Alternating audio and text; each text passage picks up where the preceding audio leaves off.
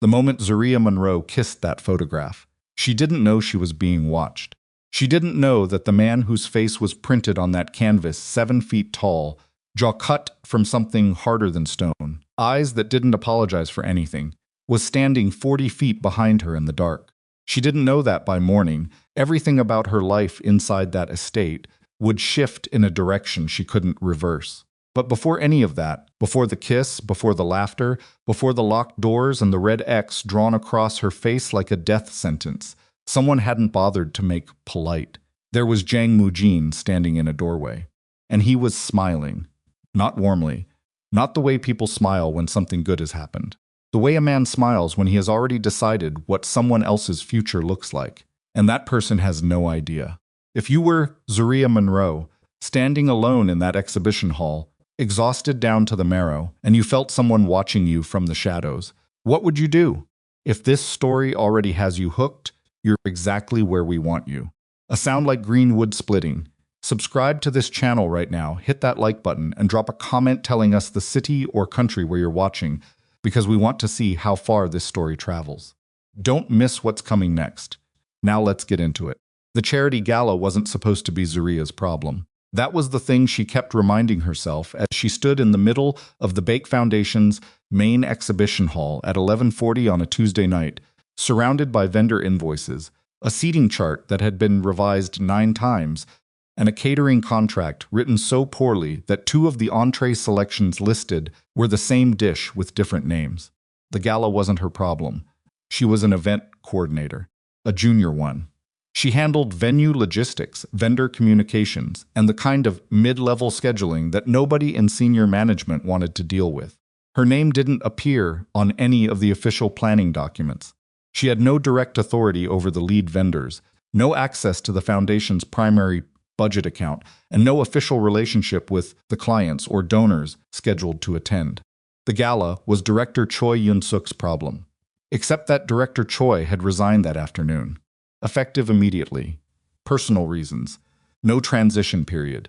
Her resignation email had gone to 3 people: Tae-ryun's administrative director, the foundation's HR manager, and, for reasons that remained unclear, Zuriya.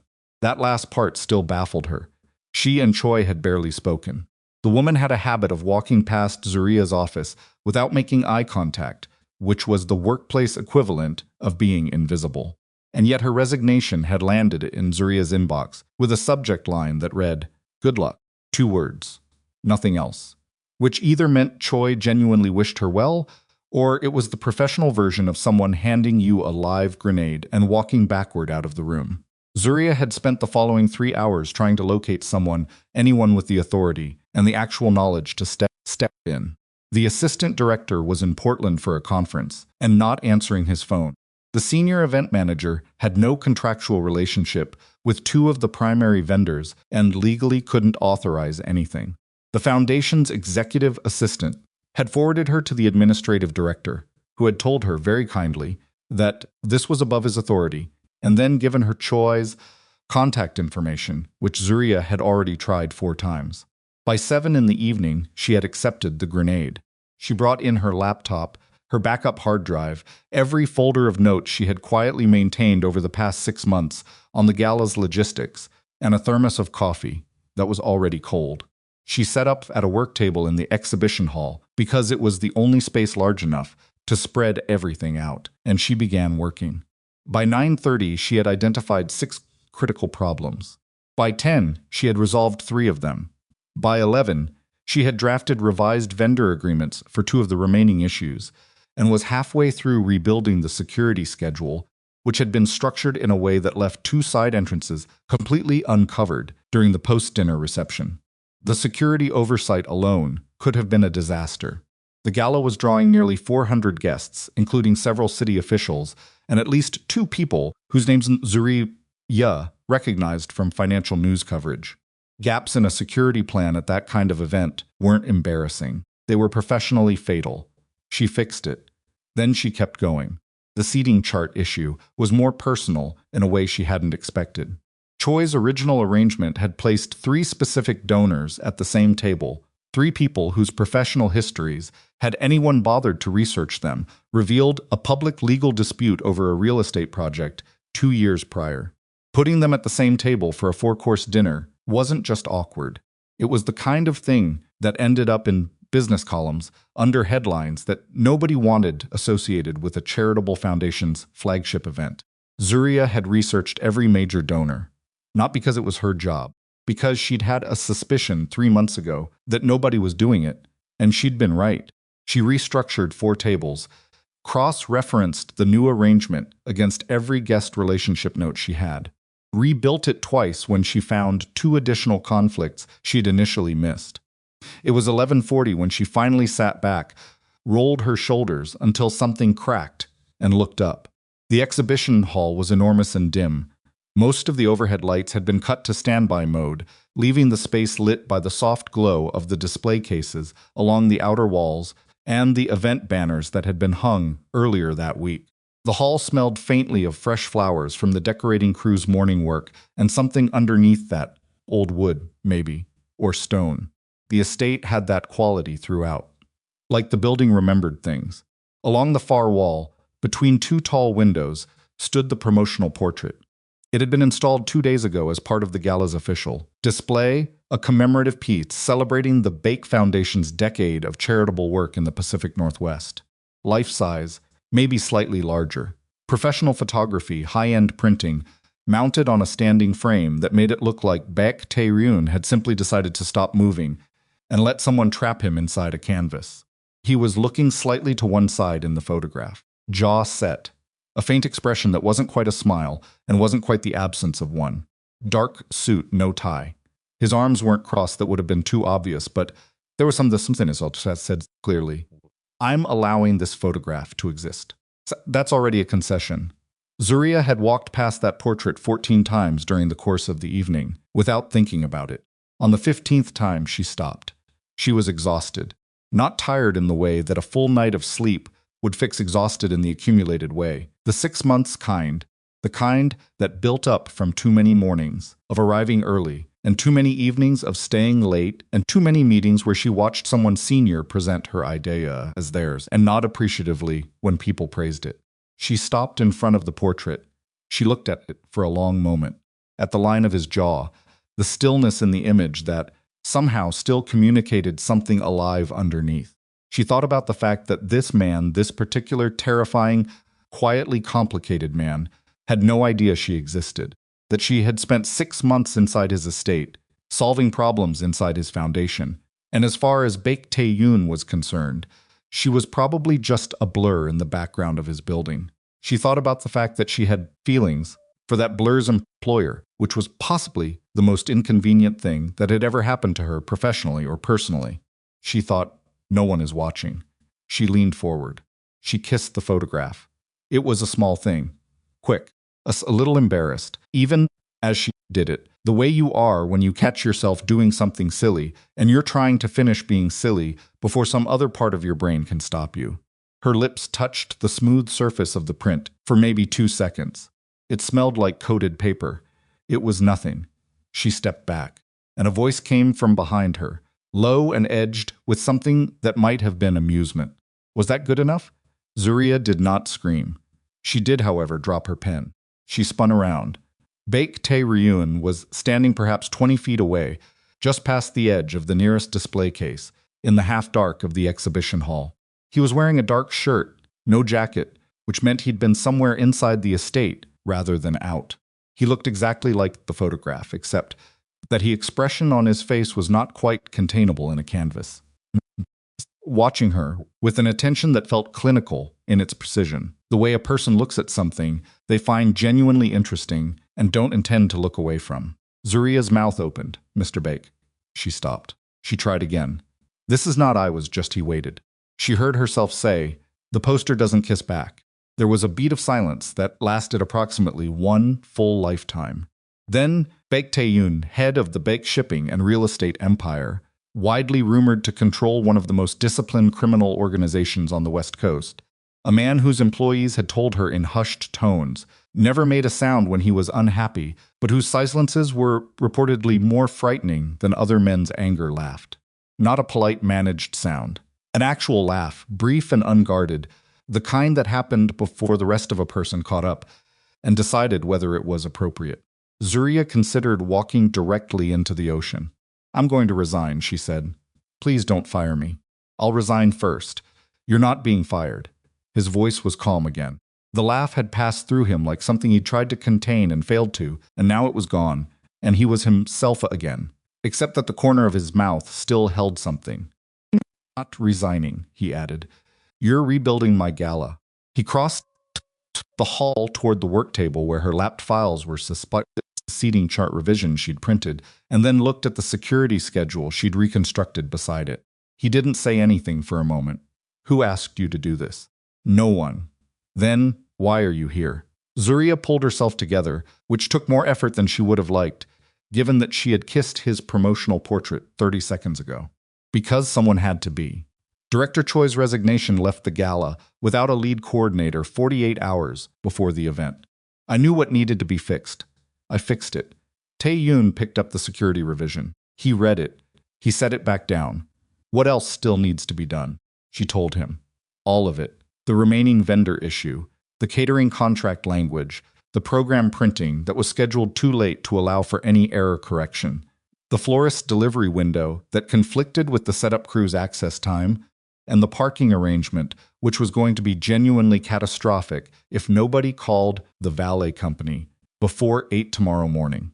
She told him without softening any of it, because she was too tired to soften anything, and because if she was going to resign, which she was still considering, partially out of self-preservation, and partially because every time Tae-ryun looked at her, she felt like her nervous system was making independent decisions. Without consulting her, she might as well be useful on the way out.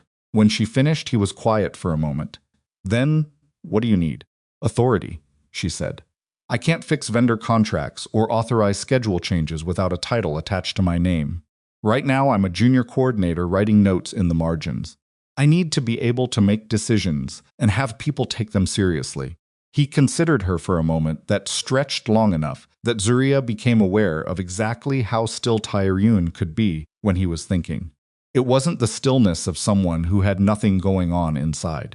It was the opposite. "Done," he said. "Effective tonight, you have full operational control of the gala. My administrative director will send confirmation to every relevant vendor and department head by 6 tomorrow morning." Zuriya blinked. "That's you're not going to think about it?" "I thought about it while you were talking."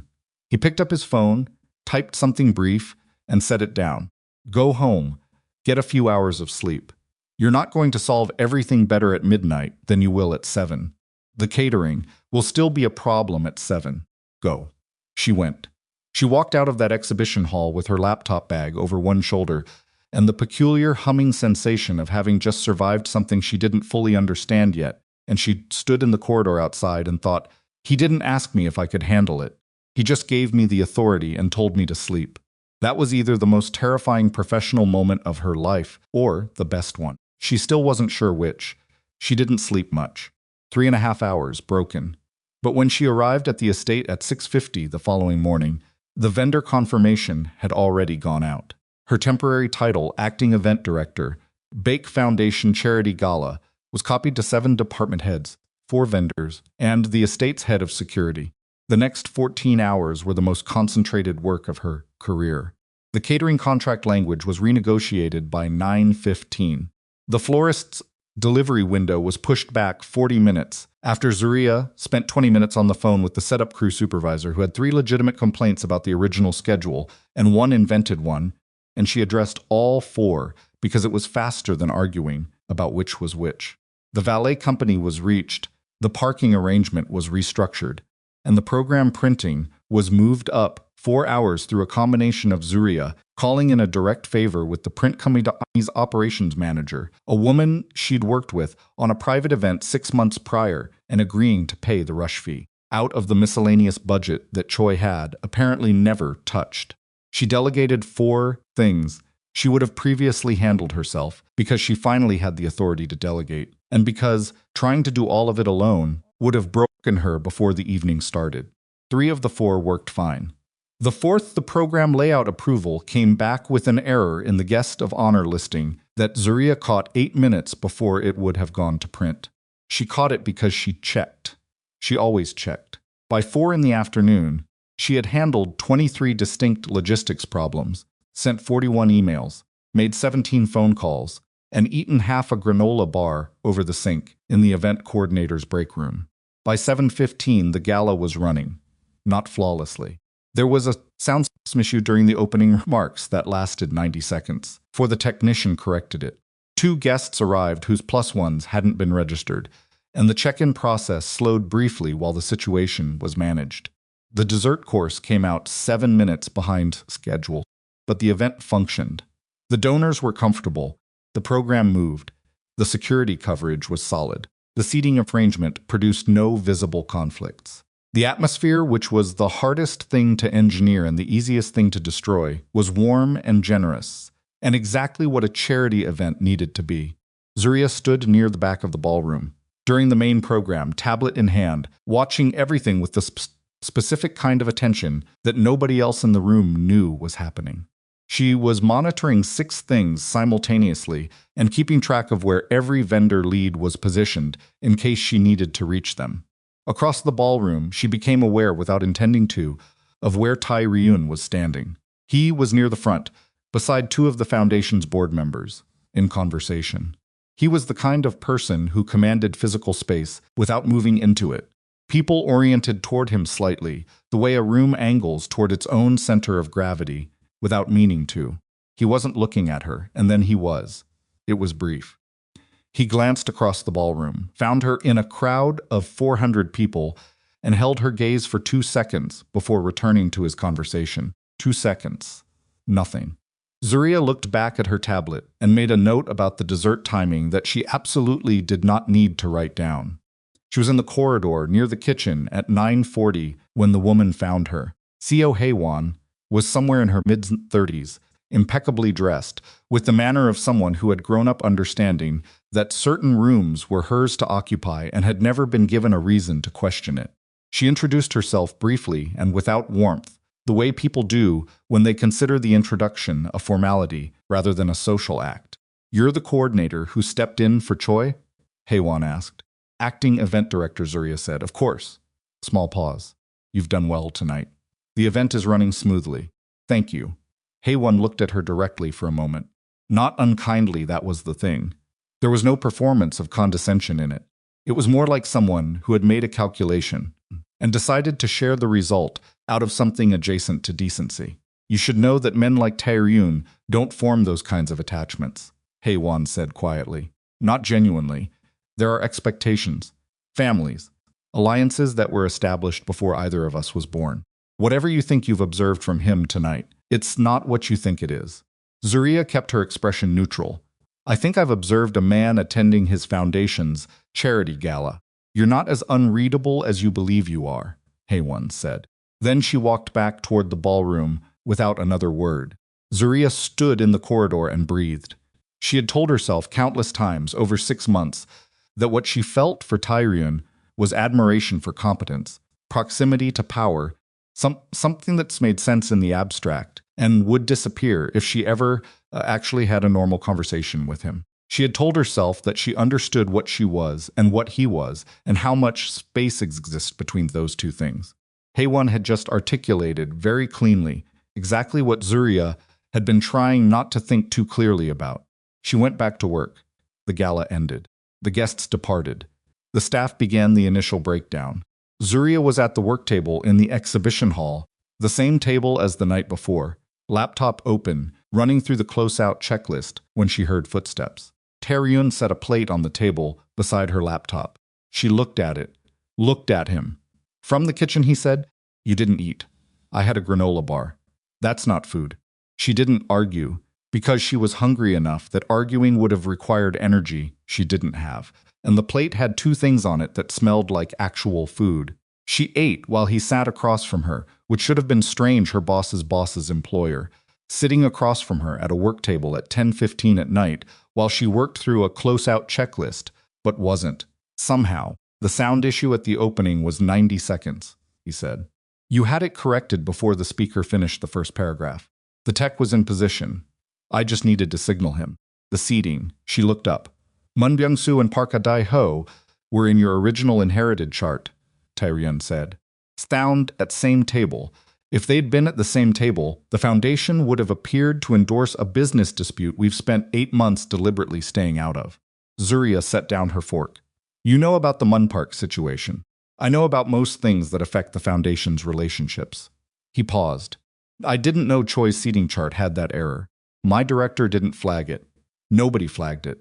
You caught it. I researched the guests. That's not in your job description. It should be. Something crossed his face. Not amusement exactly. Closer to recognition.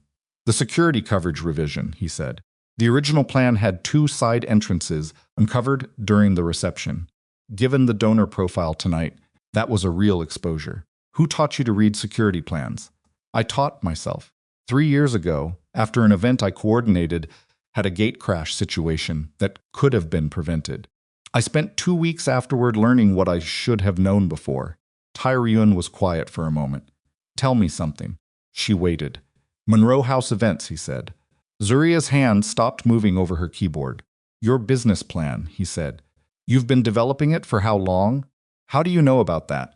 Because 6 months ago you left a financing spreadsheet open on a shared drive you were using for the Foundation's quarterly report. I saw the file name. I didn't open it. A pause. I looked at enough of the file name to know what it was. She studied him. That's a very precise boundary.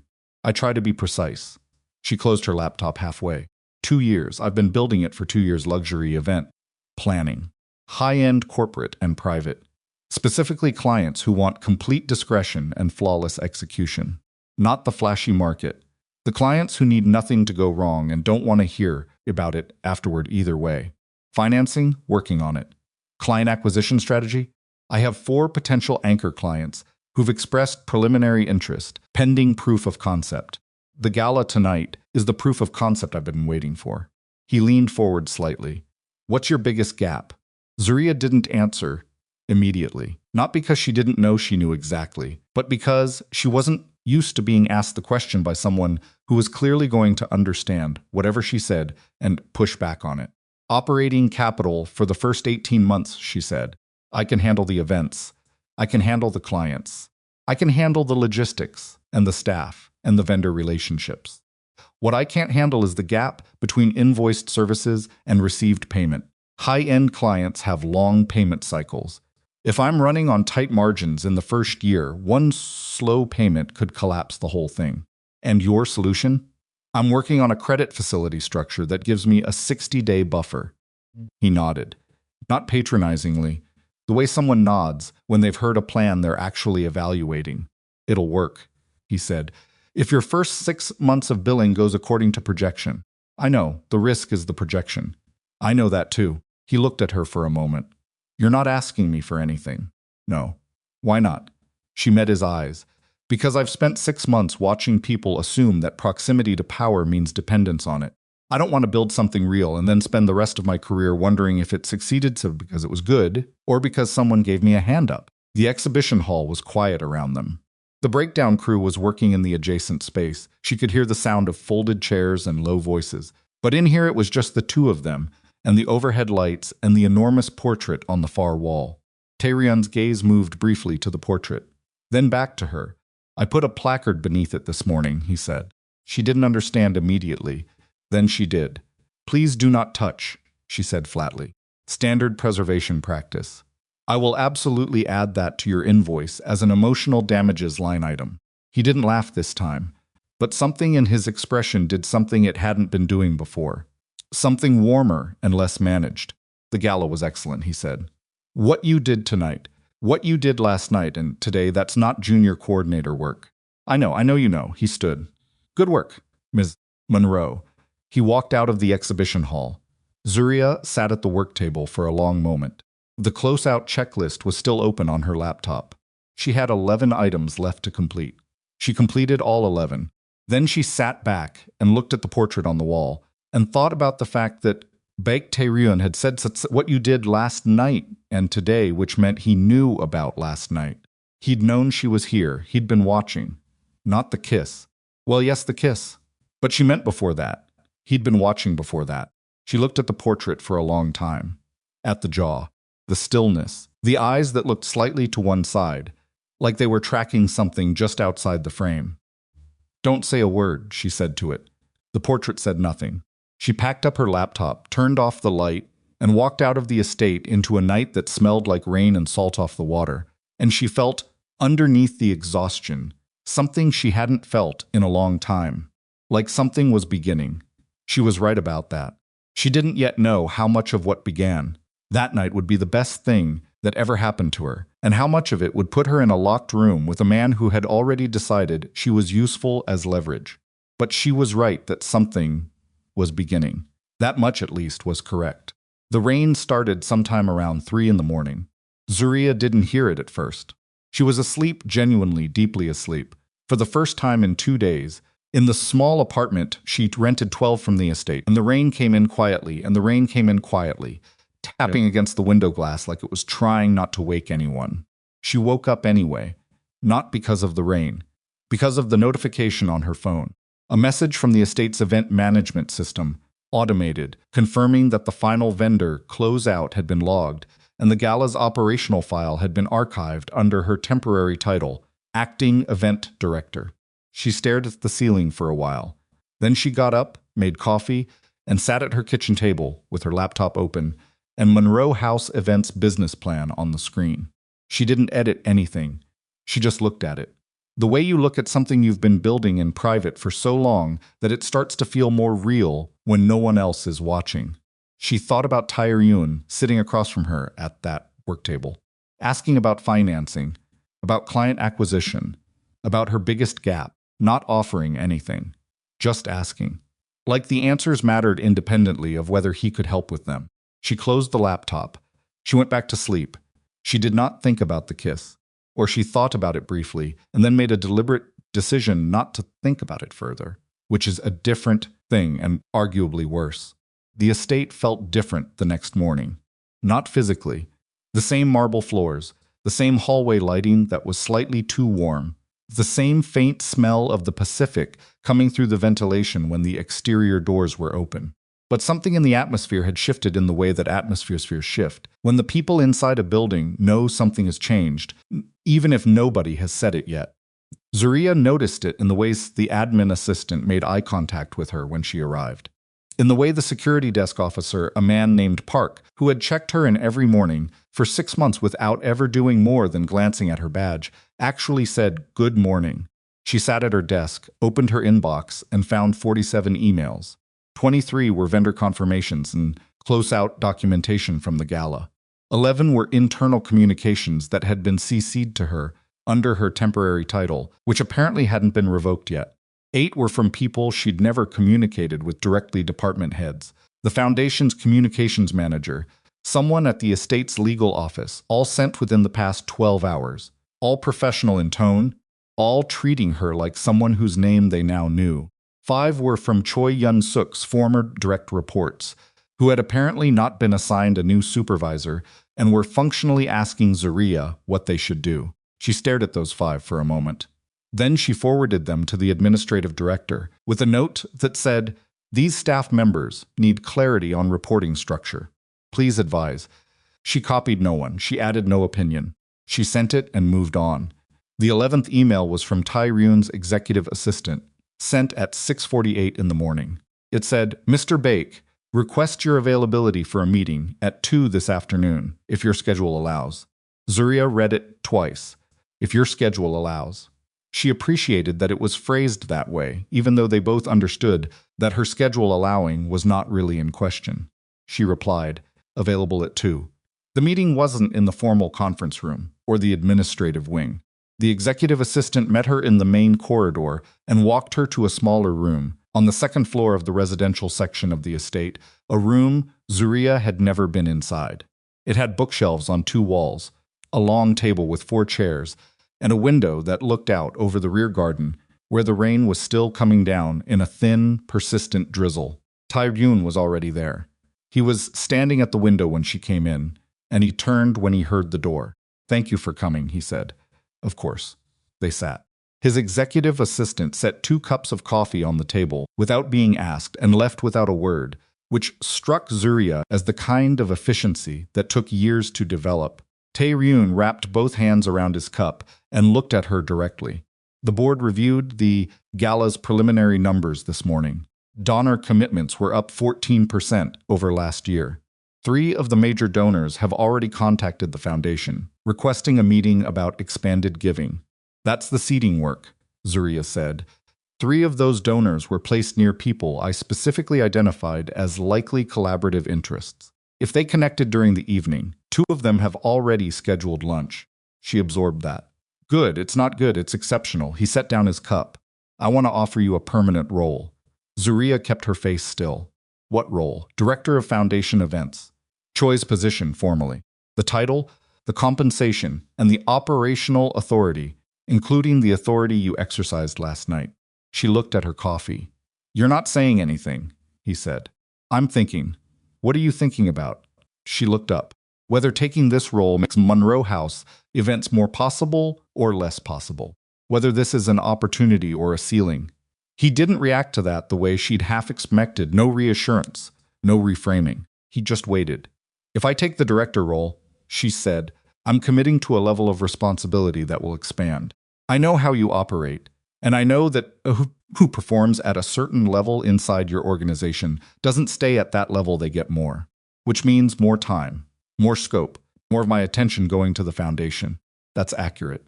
Monroe House Events needs my full attention in its first 2 years. If I'm splitting that, then you're splitting it, he said. I'm not going to tell you that's not a real cost. She was quiet for a moment.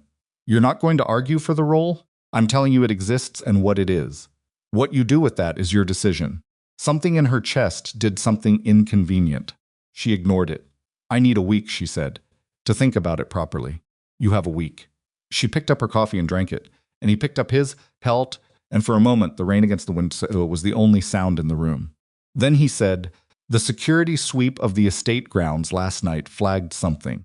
His tone hadn't changed. It was the same level, unhurried cadence. But something underneath it was different. And Zuriya caught it the way you catch a drop in temperature before you understand why. What kind of something? An individual was photographing the exterior of the estate. Security identified him in the perimeter footage and attempted to intercept. He was gone before they reached the location. A pause. He left his camera, accidentally or deliberately. Tae-ryun looked at her. We're still determining that. What was on the camera? Entrances, guard positions, service routes. Another pause, shorter, and photographs of you. The room felt different suddenly. Not smaller, exactly.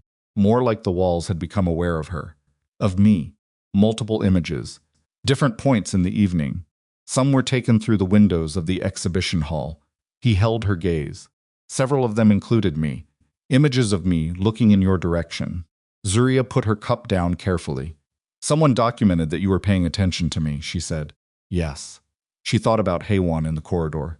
Whatever you think you've observed from him tonight, it's not what you think it is. She thought about how precise that warning had been. How prepared it had sounded, like lines that had been considered in advance rather than spoken in the moment.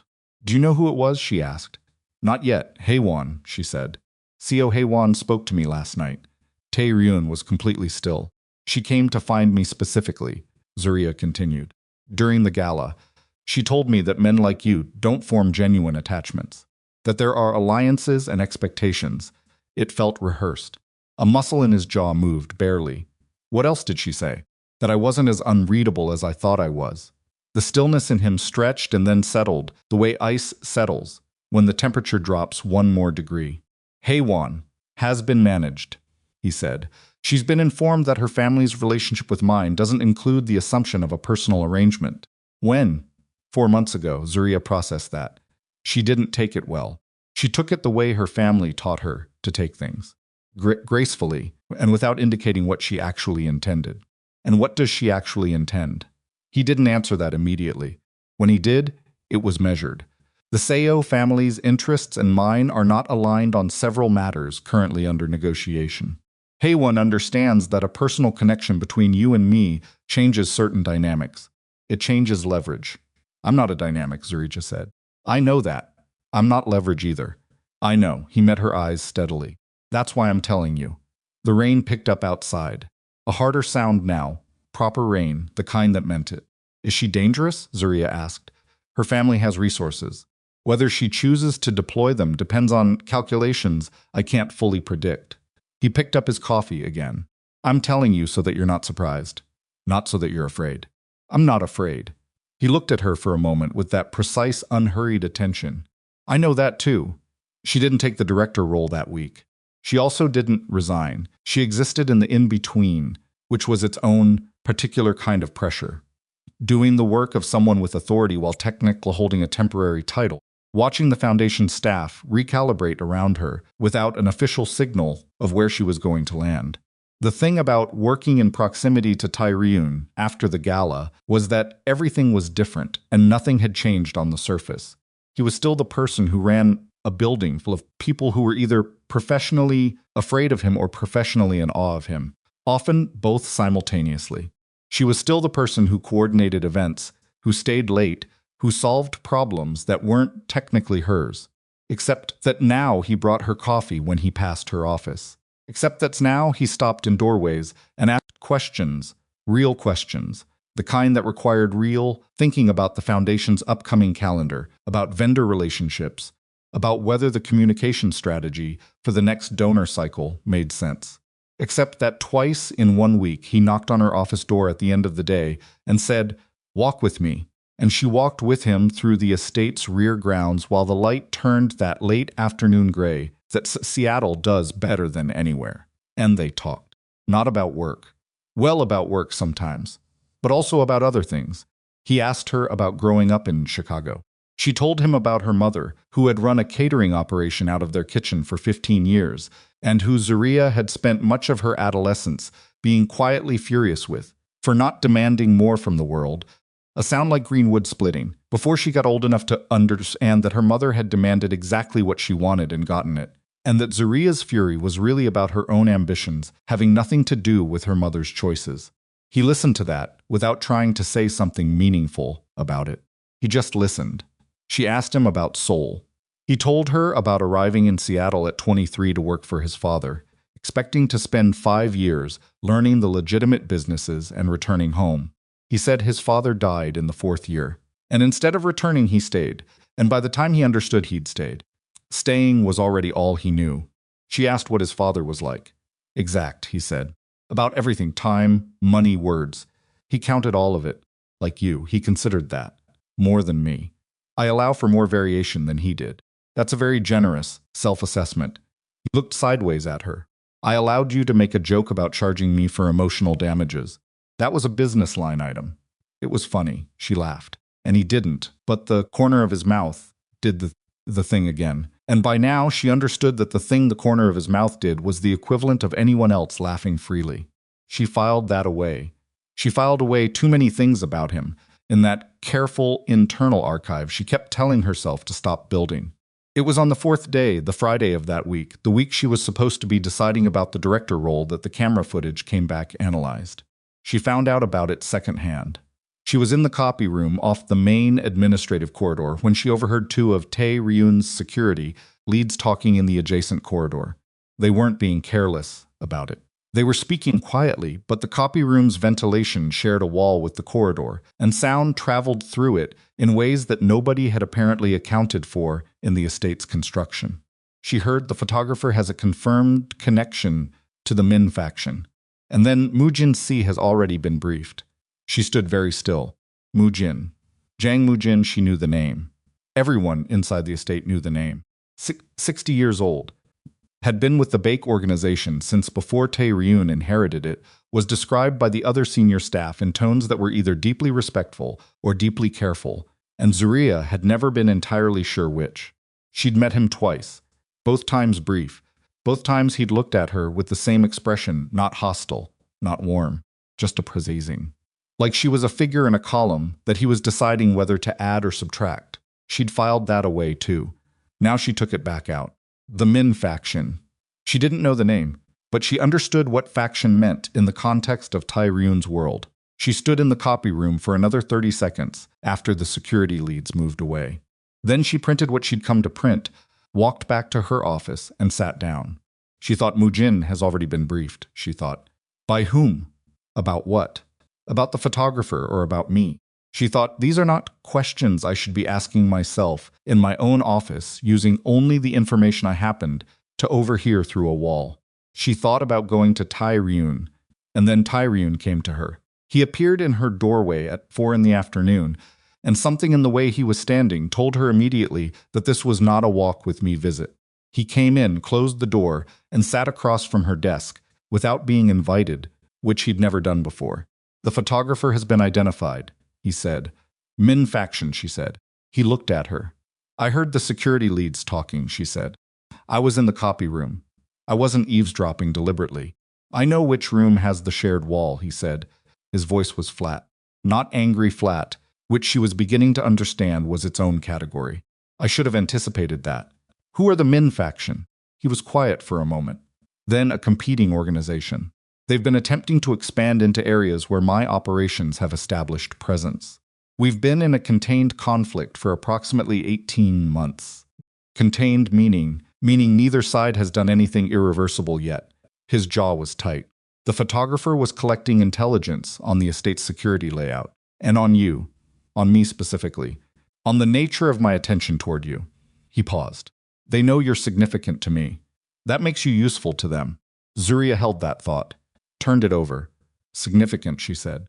Yes, that's a careful word. I'm being careful. She looked at him for a moment. Tae-ryun across her desk, which somehow made the whole thing feel surreal, the distance of a desk's width between her and whatever this was, whatever had been building since a rainy drive, and an overheard conversation, faced her, and a kiss on a photograph that she was never going to live down. Say the less careful version, she said. He met her eyes. You matter to me. More than I anticipated and sooner than I intended. The people who want to damage my operations have figured that out before I said it to you directly. The room was quiet. Okay, she said, okay. That's yes. Okay, she breathed. What happens now? I increase security on the estate. I have my people trace the photographer's contacts and establish the extent of their intelligence collection. He paused. And I ask you to be careful. I'm always careful. More careful than that. She wanted to say something sharp about the distinction between being careful and being controlled. But she held it. He wasn't telling her what to do. He was telling her what scared him. There was a difference. All right, she said. He nodded. He started to stand. Tae-ryun. He stopped. It was the first time she'd used his name without a title attached, and they both knew it. Thank you, she said, for telling me yourself. He looked at her for a moment that was longer than a professional moment. Of course, he said. He left. Zuriya turned her chair to face the window. The rain had stopped for once rare enough in October that she noted it, and the late afternoon light was doing that thing where it came in low and turned everything amber and slightly more honest than usual. She thought, he said I matter to him. She thought, a man who runs a criminal organization told me I matter to him, and the primary consequence of that is that a rival criminal organization now considers me a tactical asset. She thought, this is the part where a reasonable person reconsiders every decision that led to this moment. She thought, I am not reconsidering. The envelope arrived on a Saturday evening. Zuriya was not supposed to be at the estate that night. She had planned to spend the weekend working on the Monroe House events business plan, specifically the financial projections for the first operating year, which she had revised 3 times and still wasn't satisfied with. She'd come back for her laptop charger, which she'd left in her office, and which she'd spent 20 minutes searching for at home, before accepting that she'd have to go back. She was walking out through the estate's main corridor, when she heard the sharp sound of the security desk radio cutting in not the routine check, the other frequency. The one she'd learned meant something was actively happening. She stopped. 2 of Tae-ryun's security team moved past her at a pace that wasn't running, but was as close to running as men who were trained not to run in front of civilians could manage. One of them said something into his radio. The word exterior and something else she didn't catch. Then the estate's overhead lights shifted to the soft amber of the secondary system. Lockdown protocol. She'd seen it tested once. This wasn't a test. Tae-ryun came through the door at the end of the corridor. He was already moving when he saw her. and he crossed the distance between them with the same controlled speed as his security team, and the look on his face was something she hadn't seen before. "You're here," he said. It wasn't a question. It was relief and something else, the beginning of a decision. "I came back for my charger," she said. "What happened?" "Come with me," he said. Now she went. He walked her to the residence wing, past the formal rooms, past the second-floor corridor, to a sitting room she had never been in that was comfortable and clearly lived in, and almost completely unlike the rest of the estate's formal architecture. His head of security, a man named Kwon, was already there. He handed Tae-ryun a photograph in a clear evidence sleeve. Tae-ryun looked at it for 2 seconds. Then he handed it to Zuriya. It was a photograph of her, taken from outside, through glass. She was at her desk. She recognized the angle. The window of her office bent over her laptop, probably 3 or 4 days ago, based on what she was wearing. The image was clear. Professional equipment, not surveillance camera quality. The kind of photograph a person takes when they want you to know they can get close. Across her face, someone had drawn a red X in marker. She turned it over. On the back, 5 words in printed block letters. "Now we know your weakness." Zuriya's hands were steady. She was aware of them, being steady in the specific way you become aware of your own body when your body is doing something that requires effort. She handed the photograph back to Kwon. She looked at Tae-ryun. He was watching her with an expression that had too many things in it to name all of them, but the one that sat at the top, the one that was shaping everything underneath it, was fear, not for himself. She understood that immediately. Whatever Baek Tae-ryun felt about danger aimed at himself, and she suspected it was somewhere between controlled and indifferent. What was on his face right now was not that. This was the fear of someone watching a threat move towards something he couldn't afford to lose. She thought, he is going to do something protective and absolute and probably suffocating. She thought, and I am going to have to decide, right now, how I feel about that. She looked at the evidence sleeve in Kwon's hands. At the red X over her own face, she thought, someone drew that X because they wanted Tae-ryun to see it. They wanted him to feel exactly what he's feeling right now, she thought, which means they understand him. Which meant someone close to him, well enough to know precisely how to break his focus, precisely how to use the thing that mattered to him, precisely how to turn care into a weapon. Someone inside. "Where was the envelope found?" she asked. Kwon answered, outside the main east entrance, beneath the security camera blind spot. "That blind spot was in the original gala security plan," she said. "The one I revised." Both men looked at her, which means whoever placed it there had access to the original plan. "The one before my revision." She kept her voice level. "Who had access to Director Choi's original security documents?" Kwon's expression shifted. "Senior staff," he said. "Department heads. Foundation administration." Tae-ryun said nothing. A sound like green splitting. He was looking at her with that precise, unhurried attention, and underneath it was something that looked, Zuriya thought, like the beginning of an understanding that was going to cost him. "There's someone inside," she said. Fell into the room like stones into still water, and the ripples moved outward, and nobody in that room said anything for a long moment. And in the silence, something irreversible finished becoming true. Nobody slept that night. Zuriya knew this not because she could see the rest of the estate from the sitting room where Tae-ryun had put her, a sound could feel it, but because she could particular quality of collective wakefulness that moves through a building when something has gone wrong and everyone inside knows it, even the people who don't know the specifics yet. Kwon had taken the photograph and the envelope to the security room on the lower level. Tae-ryun had made 3 phone calls, all brief, all in Korean.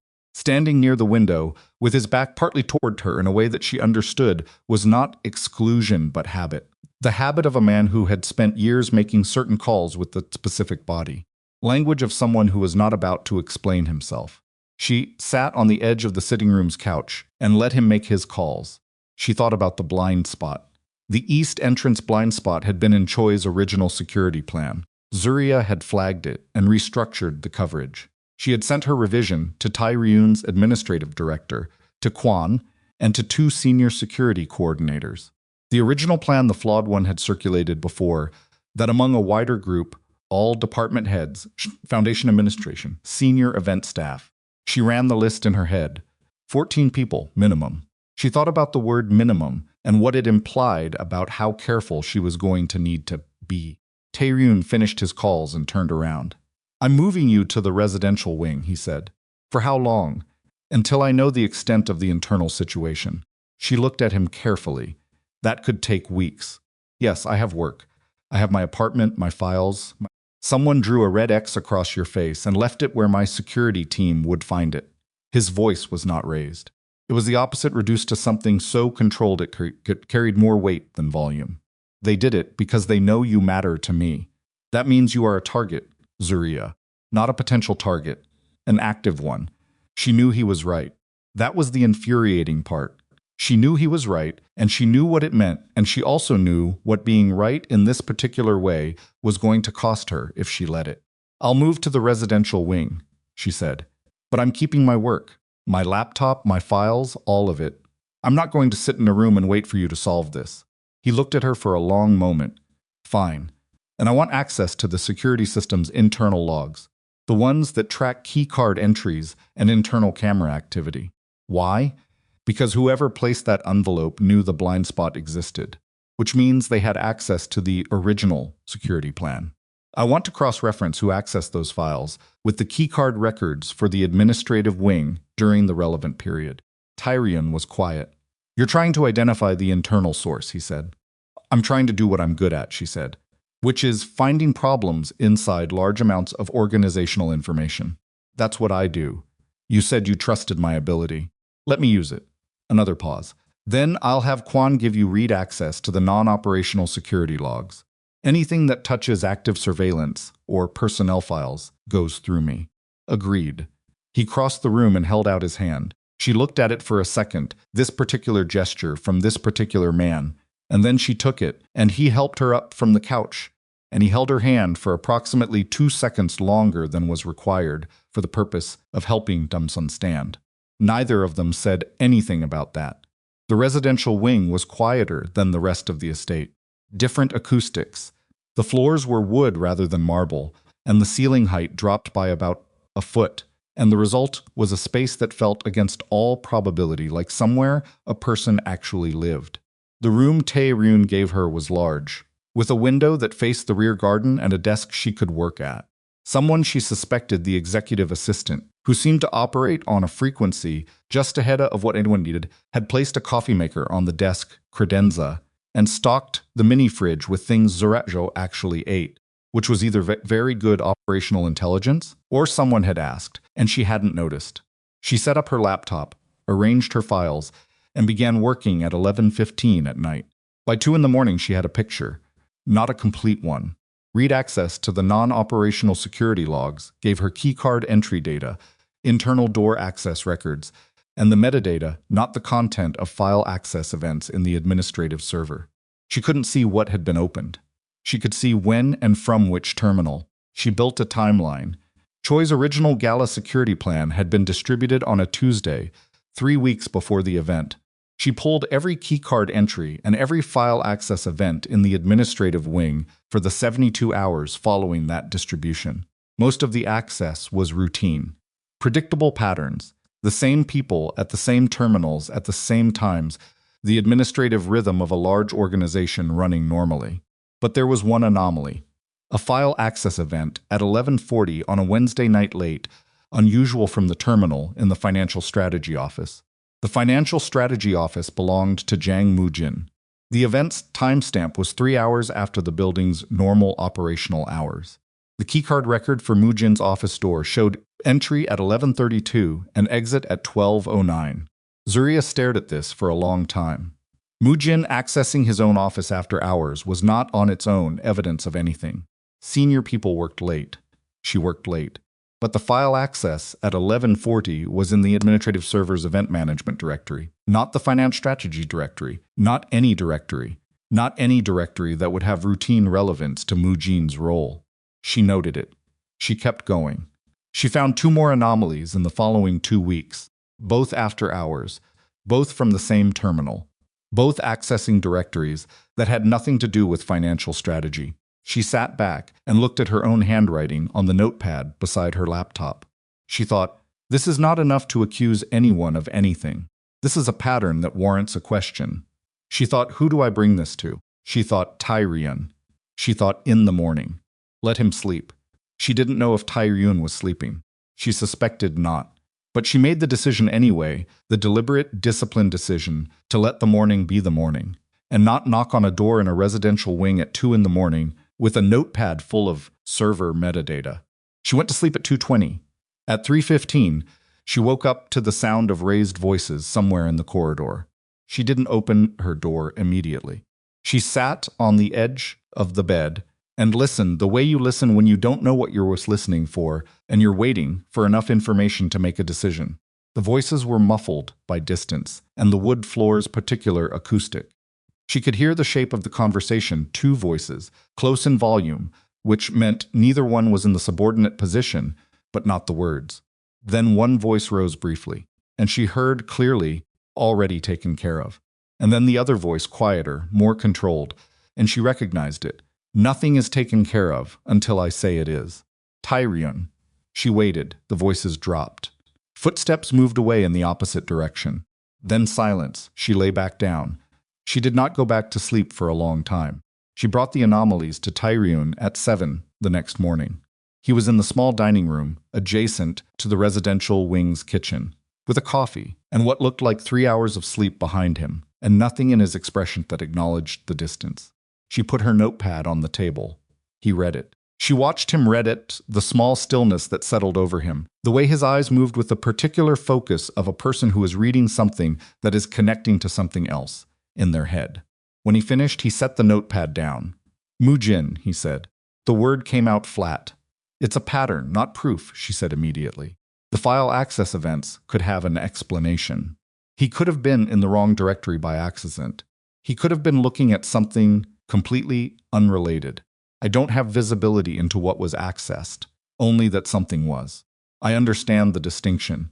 I'm telling you because you asked me to find problems. I found a pattern that looks like a problem. What you do with it is mine to decide. He nodded once. Yes. He was quiet for a moment. His coffee sat untouched. She noticed he'd barely looked at the food on the table. How long have you known Mujin? She asked. My entire life. He said it without inflection. He worked for my father for 22 years before my father died. He was in the room when I was told about my father's death. He helped me manage the transition. A pause. If I had to name the people I've trusted most in this organization, he would be in the first 3. Zuriya didn't say anything, which means Tae-ryun continued in that same flat tone that if he's the internal source, the damage extends considerably further than the Gala security plan. Yes, she said quietly, that's what the math suggests. He looked at her notepad for another moment. Then he picked up his phone and sent a message. 1 line. He set the phone face down. Don't discuss this with anyone, he said. Obviously. Including Kwan, that stopped her. Kwan has been your head of security. Until I know the shape of this, no one is categorically above suspicion. Not Kwan. Not anyone. She absorbed that, the weight of it. What it meant to be Tae-ryun at this particular moment, to have built something over a lifetime, to have inherited something before that, and to now be sitting in a small dining room at 7 in the morning, unable to trust the person who managed his security or the person who had been present at the worst day of his life. She thought, this must be an extraordinarily lonely place to stand. She didn't say it. She didn't think he would want her to. Okay, she said. No one. The next 3 days operated on 2 levels simultaneously. On the surface, the estate ran normally. Zuriya worked from the residential wing, attended virtual meetings under the cover of a temporary remote arrangement, handled the foundation's event calendar for the coming quarter, a sound like Greenwood's, and gave every external indication of a person who was simply working from a different part of the building. Underneath that surface, Tae-ryun moved with a precision she could feel but rarely see. Certain conversations happened in rooms she wasn't in. Certain staff rotation shifted in ways that were subtle enough not to signal alarm, but significant enough that she noticed them when she paid attention to who was where at what hour. She paid attention. She spent those 3 days doing 2 things simultaneously: the legitimate work of the Foundation's events calendar and a quiet, methodical expansion of the access log analysis she'd started. Tae-ryun had given her expanded red access still non-operational, still not touching personnel files, and she used it carefully, building the timeline backward, looking for the shape of the pattern before the gala, before the photograph, before any of the things she knew about. What she found on the third day was not what she expected. She found money. Not in the security logs, those were keycard and access records, nothing financial. But the expanded access Tae-ryun had given her included read access to the administrative document server, and while she was cross-referencing access events, she navigated into the Foundation's document archive and found herself looking at historical budget reports. She wasn't supposed to be looking at budget reports. That wasn't what she'd been asked to do. She almost closed the directory. Then she saw the payment reference. It was buried in a quarterly operations report from 18 months ago. A vendor payment. $72,000 to a company called Pacific Meridian Group for strategic consulting services. She looked up Pacific Meridian Group. It didn't exist. No registration, no address, no web presence, nothing. She sat with that for a moment. Home. Then she went back into the budget archive and started reading more carefully, and by the time she reached the current year, she had found 9 additional payments to 6 additional companies that shared the same quality. They had names that sounded real. They had the paperwork formatting of real vendors, and they did not exist. The total across 18 months was $480,000. She sat in the chair in her room and looked at the number for a long time. She thought someone has been bleeding this foundation for a year and a half, not dramatically, carefully, the kind of careful that hopes nobody looks. She thought, the payments run through the financial strategy office, Mujin's office, every approval signature on every payment. She thought, this isn't just an information leak. This is financing. Someone has been funding something with Tae-ryun's money for 18 months, and that something has a specific shape, not overhead, not operational, not anything that benefits the foundation. This is outflow going somewhere deliberate, she thought. I need to get this to Tae-ryun right now. She saved her analysis file, closed her laptop, stood up. The office door opened behind her. She hadn't heard the lock. She turned around. Jang Mujin was standing in the doorway. He was 60 years old, and he wore it the way certain men do, not diminished by it, organized by it. Gray at the temples, the rest of his hair still dark. A dark suit pressed correctly, his hands at his sides. His face had the expression of a man who has walked into a room with a specific purpose and has not yet decided how much of that purpose to reveal. He looked at her. She looked at him. She thought, with the particular clarity that arrives when your body understands a situation before your brain has finished processing it, he knows what I found, or he suspects why he's here. Ms. Monroe, he said. His English was precise. I hope I'm not interrupting. You are, she said. But that's fine. She did not step back. She stayed where she was, between him and her desk, which meant between him and her laptop. He smiled. The smile of a man who had spent 60 years learning what expressions to deploy and when. I wanted to check on you, given the situation. That's very considerate. Tae-ryun is very focused on your well-being, as he should be. He moved into the room just 2 steps and stopped. You're important to him, so I've been told. He doesn't say it easily. A pause. He doesn't say much easily, you've noticed. She kept her eyes on his face. Not on the door behind him, not on her laptop. His face. What do you actually want, Mr. Jang? Something moved behind his eyes. Quickly, like a fish turning in deep water. Then the surface was still again. I want to know what you've been doing in the document server, he said. The directness of it was meant to destabilize her. She filed that away and stayed exactly where she was, her posture unchanged, her breathing deliberate. Foundation event planning, she said. Budget documentation. It's part of my role. Your temporary role. Roles change. He looked at her for a moment. Then he moved again, not toward her, but sideways, toward the window, which put him at an angle to both her and the door. She tracked this without turning her head. You're a very capable woman, he said. I've watched you since the gala. The way you handled the coordinator situation, the way you stepped in. Impressive. He looked out the window at the gray morning. But capable people sometimes look at things they don't fully understand and draw the wrong conclusions. Like what? Like financial transactions they're not equipped to contextualize. He turned from the window. The foundation operates in complex spaces. Some of our vendor relationships involve discretion. Some payments are structured in ways that serve specific purposes that wouldn't be visible from the documentation alone.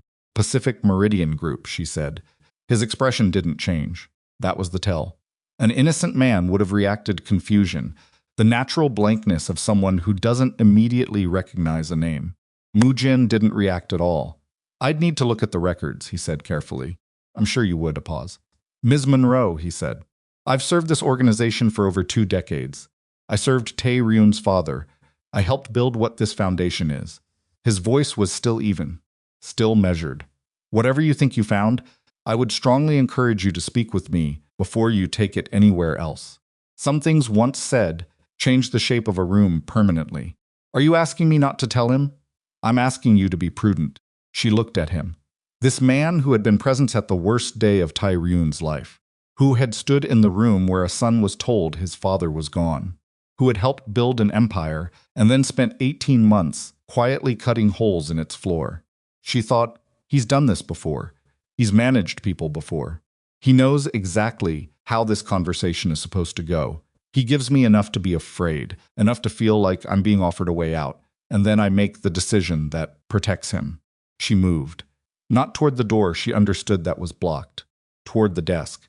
She needed 3 steps, and she took them, moving smoothly, reaching for the laptop with her right hand. Mujin crossed the room in 2 strides, and his hand came down on her wrist. Not violently, precisely. The grip of someone who knows the exact pressure required. I would prefer, he said quietly, that we finish the conversation first. She looked at his hand on her wrist, then at his face. Take your hand off me, she said, in a moment now. The laptop will wait. She reached with her left hand for the edge of the desk, where Tae-ryun's security team had shown her the silent alarm panel, a small contact pad, flat against the desk edge, invisible unless you knew to look. She noticed it her first morning in this room and had filed it away the way she filed everything away, as information that might one day matter. Mujin saw her hand move. He said that was disabled this morning. She pressed it anyway. Nothing happened. The room was very quiet. Sit down, Mujin said. Not kindly now. The politeness had served its purpose and been put away. She sat. He released her wrist. He positioned himself between her and the door with the ease of someone who had done this bullshit before, who had managed difficult conversations in rooms where the other person understood too late. That the conversation had only one permissible direction. Let me explain something to you, he said, because I think you're intelligent enough to understand it and save both of us a great deal of difficulty. She said nothing. Her hands were in her lap. She was listening for anything, footsteps in the corridor, a door somewhere, any sign that the disabled alarm had somehow triggered something, despite what he'd said. Silence. Tae-ryun is not his father, Mujin said. His father understood this organization's realities. He understood that maintaining power requires resources, and that resources sometimes need to be cultivated through channels that don't survive scrutiny. Tae-ryun, and here his voice shifted, something denser moving through it, has spent the past 4 years trying to build something legitimate, something clean, and in doing so he has made this organization vulnerable in ways he cannot see because he is too close to his own idealism. So you've been fixing it for him, she said, with his money, without his knowledge. I've been ensuring this organization survives past Tae-ryun's optimism. By funding a rival faction, she said it clearly and watched his face and saw the thing move behind his eyes again, slower this time, like he was deciding something. The Min faction, he said, is a temporary arrangement. Toward what end? Toward the end of a transition that happens on terms that preserve the organization's stability, not its current leadership structure. He looked at her with something that wasn't quite pity. He's going to lose this eventually. The question is whether the organization survives it or collapses with him. I'm ensuring it survives. Zuriya breathed carefully through her nose. In, out. You're going to remove him, she said. I'm going to manage a transition that has been coming since the day he decided sentiment was a business strategy. And I found your money trail. Yes, he looked at her steadily, which puts us in a position that is uncomfortable for both of us. What happens to me? He was quiet for a moment. That depends entirely on what you decide in the next few minutes. She looked at the door behind him. Solid. She couldn't reach it before he could stop her. She looked at the window rear garden, 2 stories up, no realistic option. She looked at Mujin. She thought, he hasn't told me everything. He's told me enough to be frightening, but not everything. Which means he still needs something from this conversation. What do you want me to do? She asked. Nothing, he said it simply. Continue as you are. Do your work. Move forward with your relationship with Tae-ryun. When the time comes, there will be a transition. And if you have positioned yourself wisely, you will be in no danger. You want me to stay quiet. I want you to be practical. She looked at her laptop on the desk, at the analysis file she'd built, at the evidence that was sitting in that file that she had absolutely no way of transmitting anywhere in the next 60 seconds. She said, "Can I think about it?" Mujin studied her. The calculation behind his eyes was fast and practiced. He was reading her the way people read things when they've spent a lifetime, reading things looking for the seams, the places where the surface didn't quite match what was underneath. She kept her face as still as she knew how. "You have until tomorrow morning," he said. "After that, the options become fewer." He walked to the door. He stopped with his hand on the frame. "You're good at finding things that don't want to be found, Ms. Monroe," he said. "In another set of circumstances, that would be a considerable asset." He looked at her once more. "Don't waste it on loyalty to a man whose position is more temporary than he understands." He left. The door didn't lock behind him. She tested it 30 seconds later, listening first with her ear against the wood, then opening it a crack and finding the corridor empty. She went back to her desk. Her hands were shaking. She looked at them shaking and breathed through it, counted, felt the shaking slow and then stop. She opened her laptop. She needed to get to Tae-ryun. She needed to get to him without going through the corridor, had just walked down, without using that might be monitored, without triggering whatever contingency Mujin had in place for the possibility that she didn't cooperate. She needed to think. She pulled up the estate's internal directory on her laptop, the administrative one, not the security system, and found the internal messaging function, which ran on a closed server separate from the external email system, and sent a message to the executive assistant's account with a single line. "Need to speak with Tae-ryun immediately. Private matter. Please advise secure path." She sent it and closed the messaging window and opened the budget analysis file and made 3 additional copies in different directory locations, because if she only had 1 copy and something happened to her laptop in the next several hours, she would have nothing. She thought about Mujin saying, "He's going to lose this eventually." She thought about the certainty in his voice, the patience, the long view of a man who had spent over 2 decades managing someone else's empire from the inside and believed, with the quiet conviction of long practice, that he understood its future better than its present owner. She thought about Tae-ryun, somewhere in this building, working through a threat he didn't know, had its center 7 doors away from where she was sitting. The internal messaging window refreshed. A reply from the executive assistant 1 moment. Then 40 seconds later, from Tae-ryun's account, "Where are you?" She typed, "My room.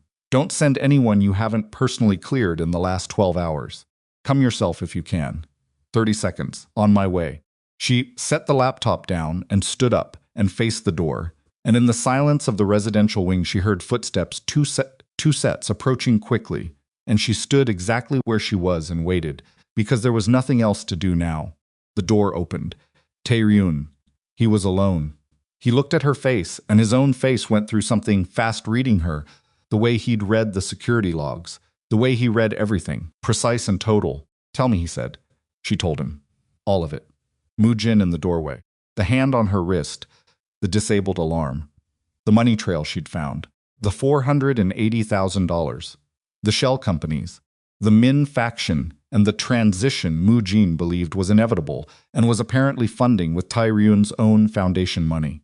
She told him without softening any of it, because there was no version of this that could be made softer, and because Tae-ryun was not a man who needed softening, he was a man who needed the truth in the shape it actually had. When she finished, the room was quiet for a moment. Tae-ryun didn't move. He stood in the doorway of the room she'd been given, in the wing of the estate he'd brought her to for protection, and he looked at her with an expression that had gone somewhere past the reach of his usual control. Not at her, not anger at her, at the shape of what had been happening inside the thing he'd spent his life building. She watched him understand it. Not the facts he'd process later, quickly, systematically, with the precision that was fundamental to who he was. But the thing underneath the facts, the specific quality of betrayal that comes not from an enemy, but from the person who stood in the room when you were told your father was dead. She didn't say anything. There was nothing to say. He stepped into the room. He closed the door behind him. He looked at her for a long moment, long enough that she began that what came next was going to be something she couldn't prepare for the way she prepared for other things. He had his hand on you, Tae-ryun said. I'm fine. That's not what I asked. Yes, she said. He put his hand on my wrist. Something in Tae-ryun's face moved, closed. Show me the analysis, he said. She showed him. He stood at the desk beside her and read through everything she'd built, and she watched his eyes move through the data with an attention so complete that the room felt contracted to just the two of them and the screen. When he finished, he straightened up. I need an hour, he said. Stay in this room, Tae-ryun. I'm not confining you, he said. I'm asking you. 1 hour. While I confirm what I need to confirm and put people in position to move. She looked at him. And Moojin will not be going anywhere. His voice was something she hadn't heard from him before. Not raised, not cold, colder than cold. The temperature of something decided. 1 hour. 1 hour, she said. He went to the door. Stopped. He turned back and looked at her with the specific attention that she had catalogued over months and now understood in a way she hadn't at the beginning, the way he looked at things he was afraid of losing. Thank you, he said. 2 words. Simple. From a man who counted his words the way his father had counted everything. She understood what they cost him. Go, she said. He went. She sat down at the desk, facing the door, hands flat on the surface, and in the silence of the estate, she listened to the sound of the situation completing its shape around her, the shape of a betrayal 2 decades in the making, and a woman who had come back for a laptop charger and found herself at the exact center of it, with no way out except through. The hour Tae-ryun asked for became 47 minutes. Zuriya knew this, because she watched the clock on her laptop the entire time, not out of impatience, but because watching the numbers move gave her hands something to do besides shake. She had made 3 additional backups of the financial analysis on a USB drive she found in her laptop bag, had written a summary document in plain language, no jargon, no formatting, just facts and figures and dates, in the order they happened, and had emailed that summary to her personal account from the Foundation's internal mail system, which she understood was not a secure channel, but which created a timestamp and an external record that existed independently of anything inside the estate's servers. She thought about Moojin, telling her the silent alarm was disabled. She thought about how casually he'd said it, not as a threat exactly, as information. The way you mention whether a fact of the environment offered to help someone understand the situation they're in. She thought about what it meant that he'd known exactly which room she was in, exactly which desk she was sitting at, and exactly which security feature had been installed beneath it. He'd been inside this wing before. Not recently, or maybe recently, she didn't know but enough times that he knew the layout, which meant whatever access restrictions Tae-ryun believed existed between the operational staff and the residential wing were either insufficient or had been quietly managed around. She added that to the summary document and sent an updated version. At the 47-minute mark, the door opened. Tae-ryun came in first, Hwan directly behind him. A third man she didn't recognize, late 40s, unremarkable clothes. The kind of face that had been deliberately arranged over a long period of time to be forgettable came in and stood near the door. Tae-ryun looked at her face. You're all right, he said. I said I was. I know what you said. He crossed to the desk, looked at the screen briefly, looked back at her. Hwan is cleared. He's been with me since before Moojin joined the organization. The timeline is confirmed. She nodded. The man by the door is Lee. He's external to the organization. He comes in for specific situations. She looked at Lee. He looked at her with the polite attention of someone who was very good at his job and considered her well-being directly relevant to it. What situation is this? She asked. Tae-ryun sat down across from her. We're moving on Moojin tonight. She absorbed that. What does that mean? It means his accounts are being frozen as of 1 hour ago. It means the intermediaries he used to structure the Min faction payments are being contacted. It means Moojin is currently in his office on the lower administrative level and is not aware that the 4 men who appear to be doing routine work in the corridor outside are not doing routine work. He thinks he has until tomorrow morning, Zuriya said. He gave you until tomorrow morning because he believed that was how long it would take you to decide. Tae-ryun's voice was even. He was wrong about how long it would take you to act. He underestimated. Consistently. It's apparently a habit of his. Something moved through Tae-ryun's expression.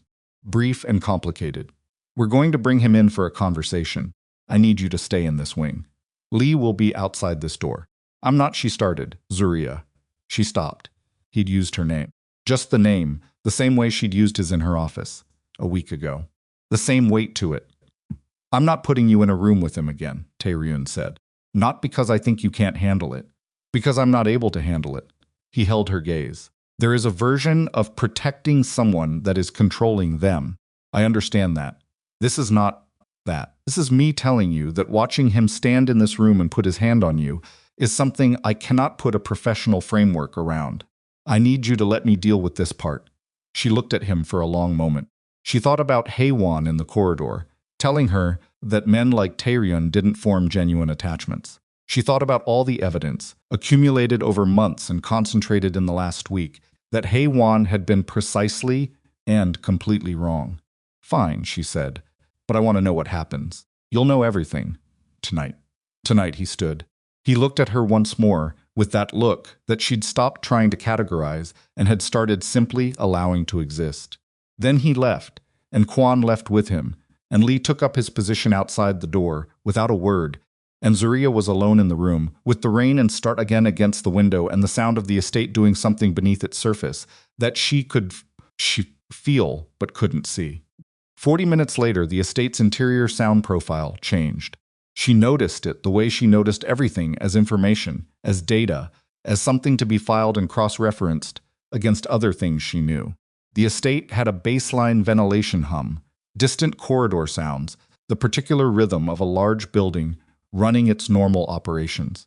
She'd been inside it long enough to know that baseline the way you know the sound of a place you've lived. What she heard at 40 minutes past Tae-ryun leaving was not the baseline. It was a door, somewhere below. Not a normal door opening and closing a door that opened and didn't close, and the sound of voices, multiple overlapping, and then silence of a kind that was somehow louder than the noise had been. She stood up. Lee was outside her door. She could hear him breathing, or thought she could. It might have been the ventilation, but there was a quality to the presence in the corridor that told her he was still there. She sat back down. 3 minutes later, her internal messaging window lit up. Kwon's account. One-line complication. Stay where you are. Her hands went flat on the desk. She typed back, what kind of complication? 20 seconds. Moojin is not in his office. She stared at the screen. When did he leave? 30 seconds this time. Longer than it should have been for a one-line answer, which told her Kwon was doing something else simultaneously and answering her between actions. Unknown. Office appears occupied, jacket on chair, documents on desk. Left to create impression of presence. Cameras and admin wing were looped. We're locating him now. Zuriya stood up. She thought he knew. He knew Tae-ryun was moving. Someone told him. She thought, or he didn't know specifically. He's been doing this for 18 months without being caught. He has contingency plans. He has exit protocols. He built those the same way he built everything else, quietly, patiently, with the long view of a man who understood that the morning he'd given her might not be morning at all. She thought, he's still in the building. She crossed to the door and opened it. Lee turned immediately. Taller than she'd registered when he came in, wide, through the shoulders, the kind of wide that came from use rather than display, and he looked at her with the professional calm of someone who had been told she might do exactly this. I need to speak with Kwon or Tae-ryun, she said. I can relay in person right now. Lee held her gaze for a moment. Then he touched his earpiece. She's asking for direct contact. A pause. Yes. He looked at her. Kwon is on his way up. She stepped back into the room, left the door open. She went to her laptop and pulled up the estate's administrative directory, the internal floor plan she'd used for event planning, which showed the layout of every operational level. She found the administrative wing, found Moojin's office, started mapping the building's internal routes, the way she'd mapped the security plan the night of the gala, looking for the gaps, the places where coverage didn't meet coverage. Kwon appeared in the doorway 90 seconds later. His face was controlled in the way faces are controlled when the person wearing them has a great deal of experience in situations where panic is not an option. He's not in his office and not on the monitored exits, Zuriya said before he could speak. Correct. Sublevel access. Does the estate have sublevel corridors? Kwon's eyes shifted barely. Show me, she said. Ms. Monroe, I rebuilt your security plan once already, and it was better than the original. Show me the sublevel access points. A beat, too. Kwon crossed to the laptop.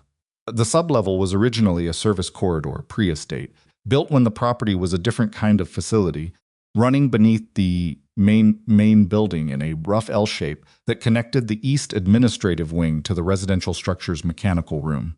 It had been documented in the building's original architectural filing, which Zuriya had never seen but which existed in the estate management system under a folder labeled Property Historical Archive that she wouldn't have known to look in if Kwon hadn't navigated directly to it. This connects the admin wing to here, she said, tracing the L with her finger on the screen. The mechanical room is 2 floors below us, Kwon said. Does Tae-ryun know about this corridor? The corridor is in the property files. Whether Moojin accessed those files, Kwon stopped. She looked at him. He accessed everything. He's been in this organization for 22 years. He knows things about this building that aren't in any file. Kwon touched his earpiece again. He spoke quickly in Korean, too fast for her to follow, and the response came back, and she watched his face do something that was not quite alarm, but was its neighbor. He looked at her. The mechanical room's keycard log shows an entry 7 minutes ago. Who? Moojin's card. She was moving before she'd made a conscious decision to move. Kwon caught her arm, not the way Moojin had, not the grip of control, but the firm catch of someone trying to manage a situation. You are not going down there, he said. The mechanical room connects to the residential structure, 2 floors below us. If he comes up through that connection, we have people. How many people in the mechanical room right now? A pause. We're redirecting now, he said. How long? His jaw worked. 4 minutes. 4 minutes. She thought about Moojin in a building he knew better than the people currently searching it, moving through a corridor that hadn't been on the active security map, carrying 22 years of organizational knowledge and the specific motivation of a man whose 18-month plan had just started to unravel. She thought about what he'd said to her. The options become fewer. She thought, he doesn't want to leave. He wants to manage this. He wants to reach Tae-ryun before Tae-ryun reaches him.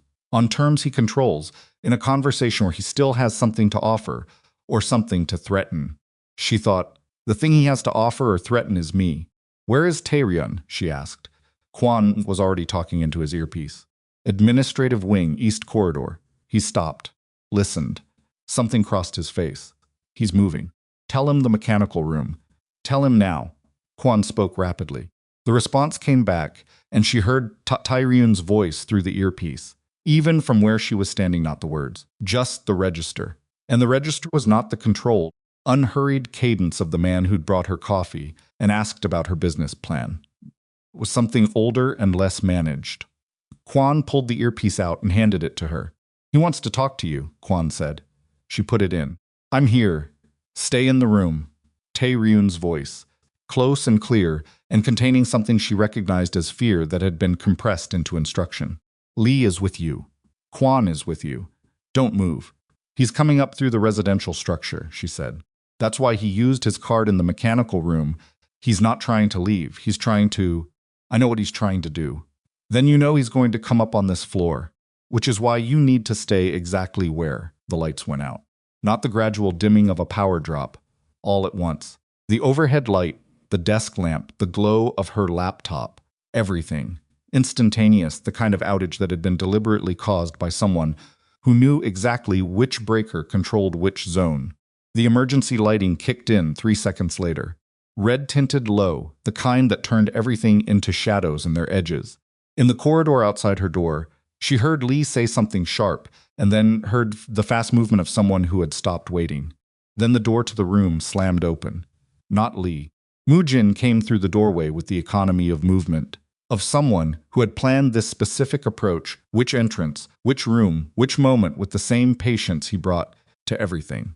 He had come up through the service access at the end of the residential corridor, had gone around Lee somehow, and now he was in the room, and he closed the door behind him, and the lock engaged, and the room was the two of them, and the red emergency light. She was already on her feet.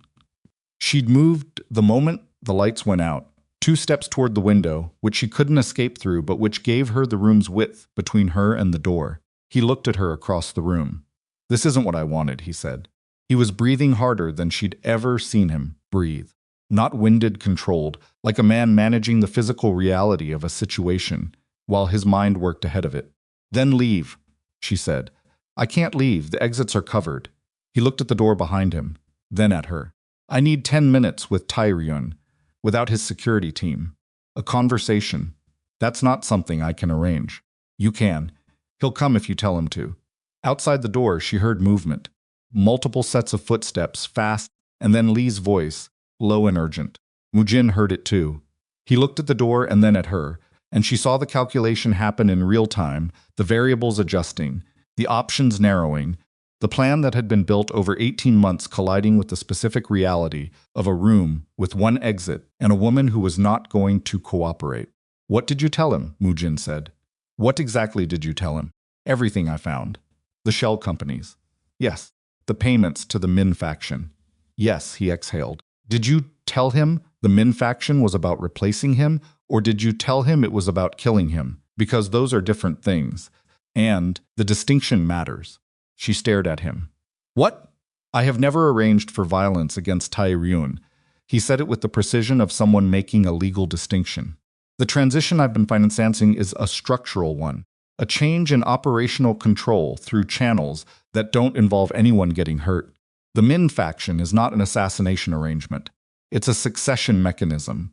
"He doesn't know that," she said, which is exactly the problem. She thought, "He's trying to tell me there's still a negotiation possible. He's trying to tell me he's not the worst version of what this looks like." She thought, he may even be telling the truth. She thought, it doesn't matter, because even the version he's describing is still 22 years of betrayal, financed with the money of the man who trusted him most. The intention doesn't change the shape of the damage. Pounding on the door. Lee's voice, clearly audible now, "Open the door. Now open it." Moojin looked at the door, back at her. "Tell them you're all right," he said. "Tell them to give me 5 minutes." "No." "Zuriya, don't use my name." He stopped. She held his gaze. In the red emergency light, his face looked older than it had in her room that morning. The architecture of a long decision visible in the lines around his eyes, the set of his jaw. A man who had convinced himself, over a long time, that what he was doing was management rather than betrayal, strategy rather than destruction. She said, "You told me that capable people sometimes look at things they don't fully understand and draw the wrong conclusions. You were trying to tell me I'd misread the financial records."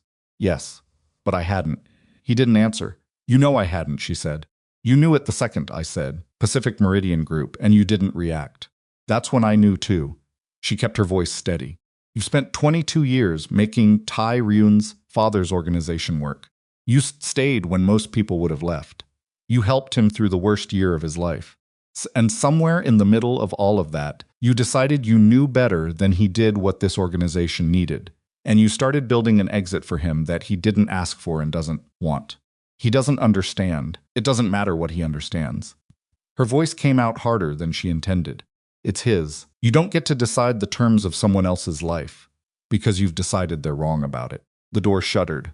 The lock was good, but it wasn't designed for sustained pressure, and whoever was on the other side had stopped asking.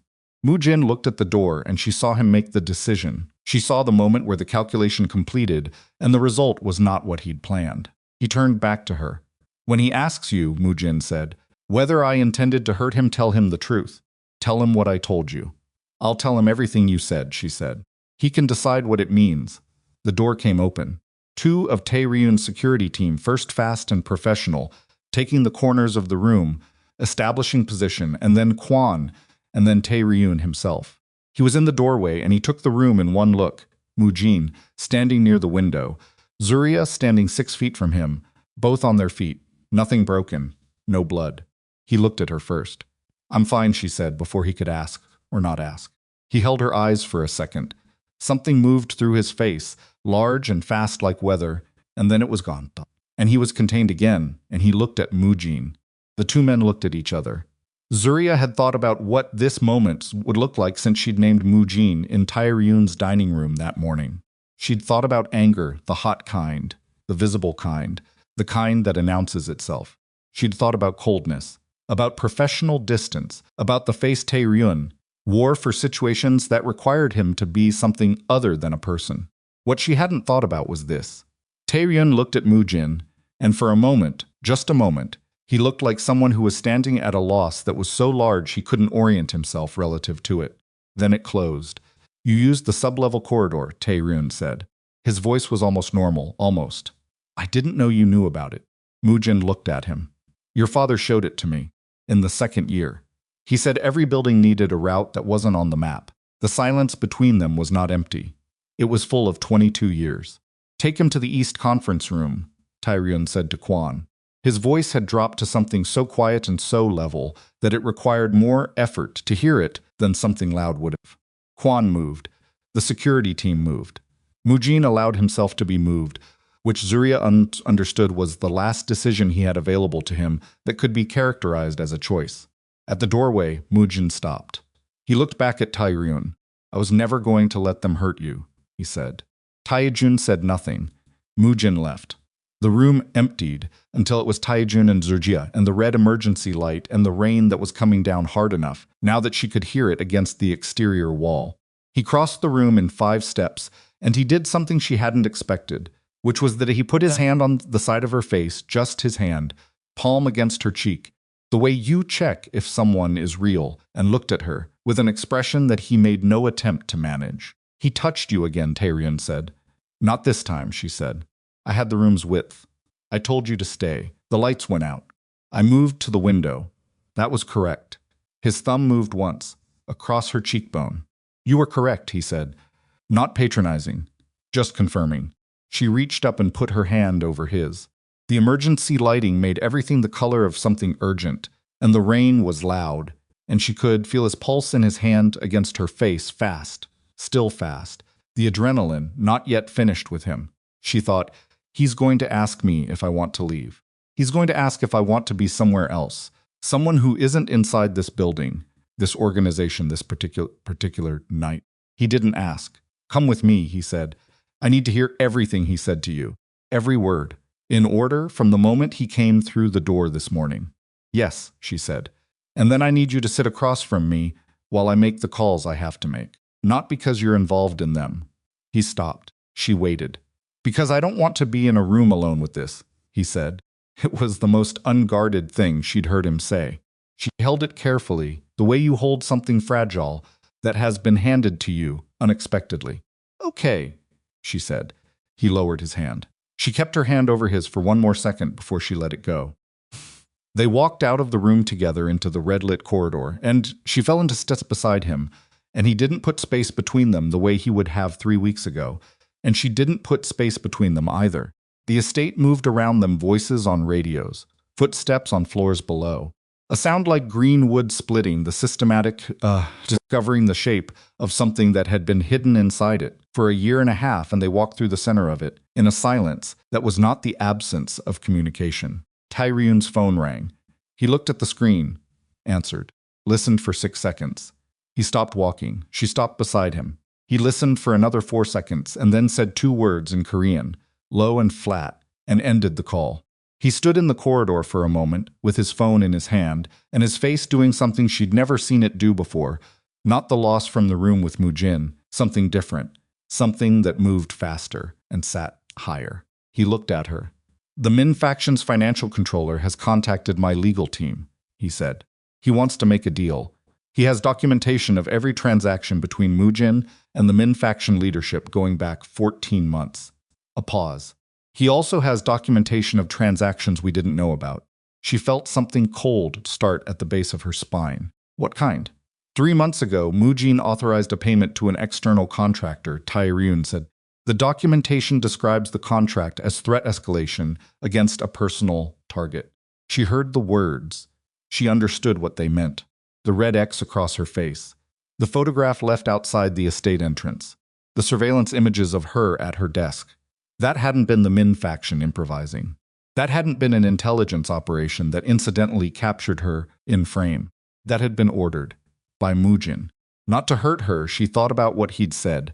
I was never going to let them hurt you, and understood now that there were layers to that sentence she hadn't fully read, but to create exactly the fear response in Tae-ryun that it had created. To use the person Tae-ryun cared about as a mechanism for destabilization. To make him afraid enough and reactive enough that his focus fractured. She had been a strategy from the beginning. From before the gala, before the kiss, before any of it, someone had been watching Tae-ryun watch her and had made a calculation about how to use that watching as a weapon. She stood in the corridor with the rain loud against the walls, and Tae-ryun looking at her with an expression that contained, she thought, the specific anger of a man who has just understood that the thing he tried hardest to protect was the thing that was deliberately made into a target. He used me, she said. Yes, she breathed. And you, she said.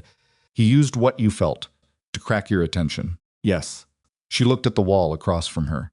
The red emergency lighting had cut to the amber of the secondary system. Someone had restored power to at least that level, which meant the building was stabilizing, even while this particular thing was still in motion. She thought, I came back for a laptop charger.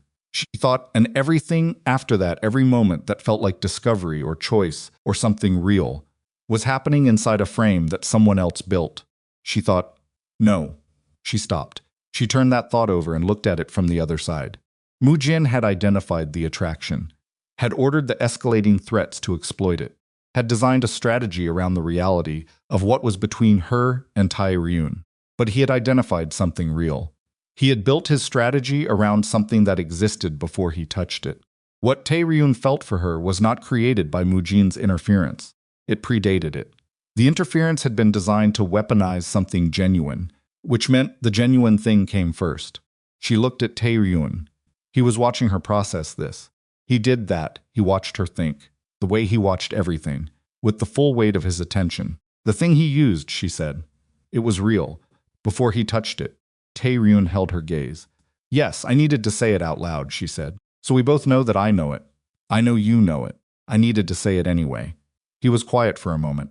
Then I know. Downstairs somewhere, she heard Kwan's voice, short and directive, and the responses of multiple people moving with purpose. The estate was closing around Mujin. The documentation from the Min faction's financial controller was incoming.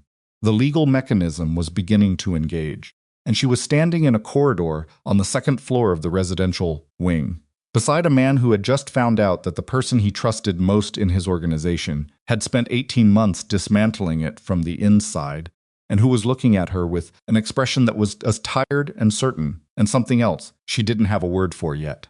The East Conference Room, she said. You need to go. Yes. I'm coming with you. He started to say something. Not into the room, she said. I'll wait outside. But I'm not sitting in that room down the hall while you… All right, he said. She hadn't expected him to agree that quickly. All right, she repeated. You were right about the blind spot. You were right about the access logs. You were right about Mujin. He looked at her steadily. You were right that there was someone inside, before any of us admitted it. I'm done telling you where to be. She held that for a second. Then she said, let's go.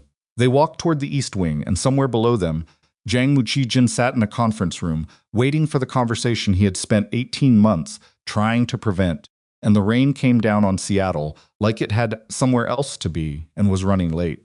And Zuriya Monroe walked through the red and amber interior of a building that had tried to use her as a weapon and had failed, because the people who had designed that strategy had made the same mistake that most people made. They had underestimated what she would do once she understood what was happening. And now they were about to find out what came next. The East Conference Room had no windows. Zuriya learned this when she took up her position in the corridor outside it, a chair that someone had placed there.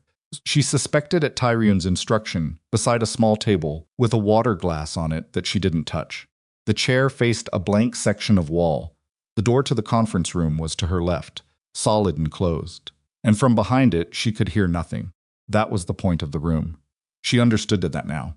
She sat and she waited, and she listened to the estate move around her, the coordinated, purposeful movement of an organization that had been turned, in the space of a few hours, from its normal operational mode into something else. Something that was still disciplined, still controlled, but running on a different frequency. The frequency of an institution that had discovered something wrong inside itself and was now in the process of understanding the full shape of the damage. Kwon passed her twice in the first hour. The second time he stopped. "You need anything?" he asked. "Information," she said. He looked at her. "The Min faction's financial controller is cooperating fully. He's been transmitting documentation to our legal team for the past 40 minutes. A pause. "The records are extensive." "How extensive?" 14 months of transaction records, communication logs, meeting notes in Mujin's handwriting. Kwon's voice was level in the way that a very controlled person's voice is level when they are dealing with something that has reached them personally. He documented everything. Every step of it. She absorbed that. Why would he document it? Because he planned to be the one in control of the documentation, Kwon said. He planned to be the one who decided what was seen and what wasn't. The way he planned everything. She nodded. Kwon started to move. "Kwon," she said. He stopped. "The contractor," she said. "The one Mujin paid.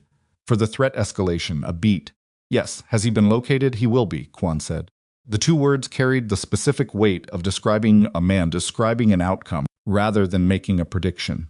She let him go. Tae-ryun came out of the conference room at 11:40. She heard the door before she saw him, the particular sound of a door being opened by someone who has been sitting in one position for a long time and has gotten up with the deliberate care of a person managing their own exhaustion.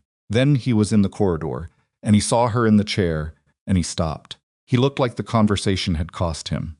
Not physically, there were no marks on him, no visible damage, but there was something in the set of his shoulders, the precise horizontal line of his mouth, that told her past 3 hours had required something from him that couldn't be restocked quickly. He sat down on the floor, not in a chair, on the floor, his back against the wall, knees bent, forearms resting on them. Like the pretense of a formal posture was something he didn't have the energy for right now and had decided not to bother with. She looked at him for a moment. Then she got out of the chair and sat on the floor beside him. He didn't say anything for a while. She didn't push it. Eventually he admitted everything. The shell companies, the Min faction payments, the contractor. A pause. He explained his reasoning. He was very thorough about his reasoning. What was his reasoning? Tae-ryun was quiet for a moment.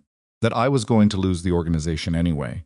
A sound that the legitimate direction I've been building toward was going to make us vulnerable in ways that couldn't be corrected without a leadership change, and that managing that change on his terms was preferable to letting it happen violently.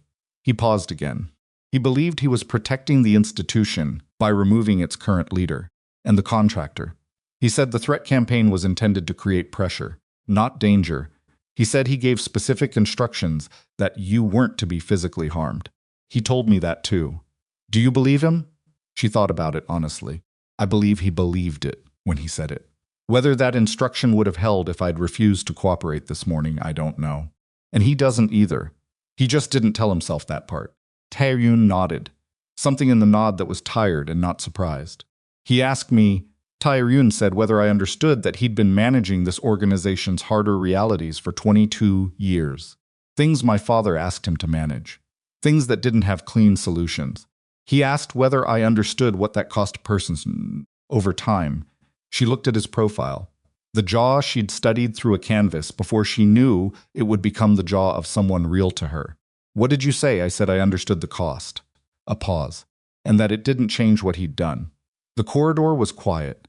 Somewhere in the building, multiple conversations were happening. Legal, operational, strategic, all the mechanisms of consequence moving into gear. But here in this particular hallway, it was just the two of them and the institutional hum of a building at midnight. What happens to him? She asked. He won't be charged publicly. The organization doesn't benefit from that kind of visibility. Tae-ryun's voice was measured. But the accounts are frozen. The intermediaries have been contacted. The Min faction's operational relationship with anyone in my network is finished. Mujin will spend the remainder of his life in a form of retirement that he did not choose and cannot exit. She thought about what that meant. For a man who had spent 22 years at the center of something, to spend whatever came after at the absolute margin of it, no access, no influence, no decisions, just the long remainder of a life in which everything he'd built and managed and believed he understood had been taken from his hands. Is that enough? She asked. Not a challenge, a real question. He looked at the wall across from them. It's what there is. She sat with that. After a while, she said, he built the strategy around you, caring about me. Yes. Which means he saw it before you said it. He saw it before I admitted it, Tae-ryun said. Which is a different thing. He turned his head and looked at her. I knew. I've known for some time. Moojin simply turned it into information he could use. She held his gaze. How long? Long enough that the honest answer is embarrassing. Tell me anyway. He looked at her steadily. The first time you restructured the Q3 venue booking and saved the foundation $11,000 that nobody else knew was being wasted. I noticed you. Not in the way I'm describing now. But I noticed you in the ways that starts as one thing and becomes another if the person keeps being who they are. She thought about that. That was 4 months ago. Yes. You watched me work for 4 months before the gala.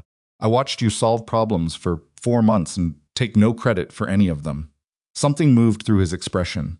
That specific quality, the willingness to do the work, without requiring the recognition, I don't see it often. She thought about her mother's catering operation. About 15 years of excellent food leaving a kitchen that nobody wrote about or photographed or celebrated. About the difference between needing recognition and needing the work to be good. My mother taught me that, she said. Not on purpose. Just by doing it. He looked at her. Tell me about her. So she did. Sitting on the floor of a corridor in a Seattle estate at nearly midnight, with the legal and operational aftermath of 18 months of hidden betrayal working itself out in rooms around them, she told him about her mother. Not the version she'd told him during the rainy drive, the version with the adult analysis, the retrospective understanding, the framing that came from having put distance between yourself and a thing before describing it. The closer version. The one with the specific details, the smell of the kitchen at 5 a.m, the particular way her mother wrote order tickets, in a handwriting so compressed and precise, it looked like code. The argument they'd had when Zuriya was 19, that had not been resolved for 2 years, and had then been resolved so completely that she couldn't now remember exactly what position she'd been defending. Tae-ryun listened without interrupting. When she finished, he was quiet for a moment. Then she sounds exact. The apple, don't. I wasn't going to say anything else. She looked at him sideways. He had the corner of his mouth doing the thing. You were absolutely going to say something else, she said. I reconsidered. She laughed. Not a large laugh, the small, tired kind that comes out of exhaustion when something is genuinely funny, and the exhaustion lowers the threshold. He made a sound that was adjacent to laughter, which for him she had come to understand was the same thing. They sat on the floor of the corridor for a while longer. The formal accounting happened over the following 3 weeks. Zuriya was not in the room for most of it. She was not part of the legal meetings, the financial forensics, the operational restructuring that happened as Moojin's access was systematically revoked and his role redistributed. She was not in the room when the Min faction's leadership was informed, through the appropriate intermediaries, a sound like green wood splitting, that their financial arrangements with Jang Moojin were concluded, and that any continuation of hostilities would be met with the full weight of what Tae-ryun's organization could bring to bear. She knew these things were happening because Tae-ryun told her, not in briefings. In the way that people who are building something genuine tell each other things at the end of the day, in the small room adjacent to the residential wing's kitchen that had become, without a formal decision, the place where they landed when the day was over. She told him things too, about Monroe House events, about the financial projections she was revising for the 3rd time, about the anchor client who had formally expressed interest pending a portfolio review, about the print vendor she'd identified and the office space she'd looked at, and the name of the accountant she was considering hiring. He asked questions, real ones. He pushed back on 2 of her projections and explained why, and was right both times, which she acknowledged without pretending otherwise. He did not offer money. He did not offer connections. He offered once to make a call on her behalf to a commercial real estate contact, and she said no, and he didn't ask again. The city of Seattle moved outside the estate's windows. October became November. The rain became the kind of rain that committed. CO Haewon called once, not Zuriya Tae-ryun, and the conversation lasted 4 minutes.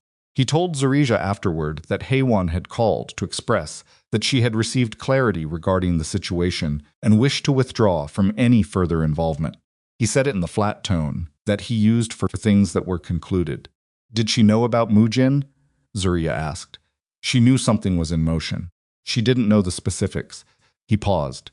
She's not responsible for what he chose to do. She's responsible for the conversation she had with you at the gala, which was designed to make me feel like I didn't belong here. Yes, it almost worked. He looked at her. Almost. Almost, she said.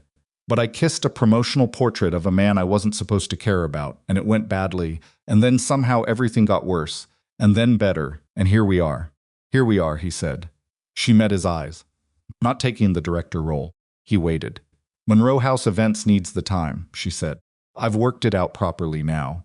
If I take the director position, I'm giving the foundation the years that the business needs, and the business has to come first. It has to. She held his gaze. That's not a condition. That's just who I am.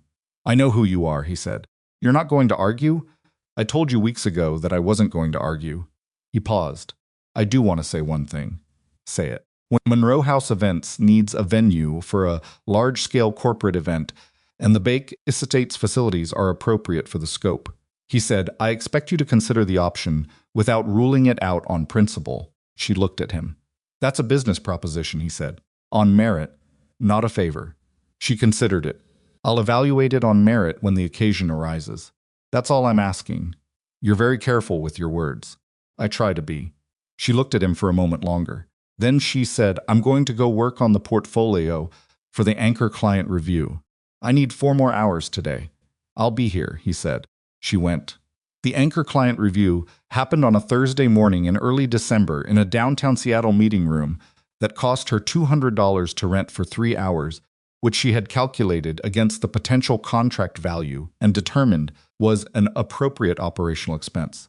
She brought a portfolio that had taken her 6 weeks to assemble.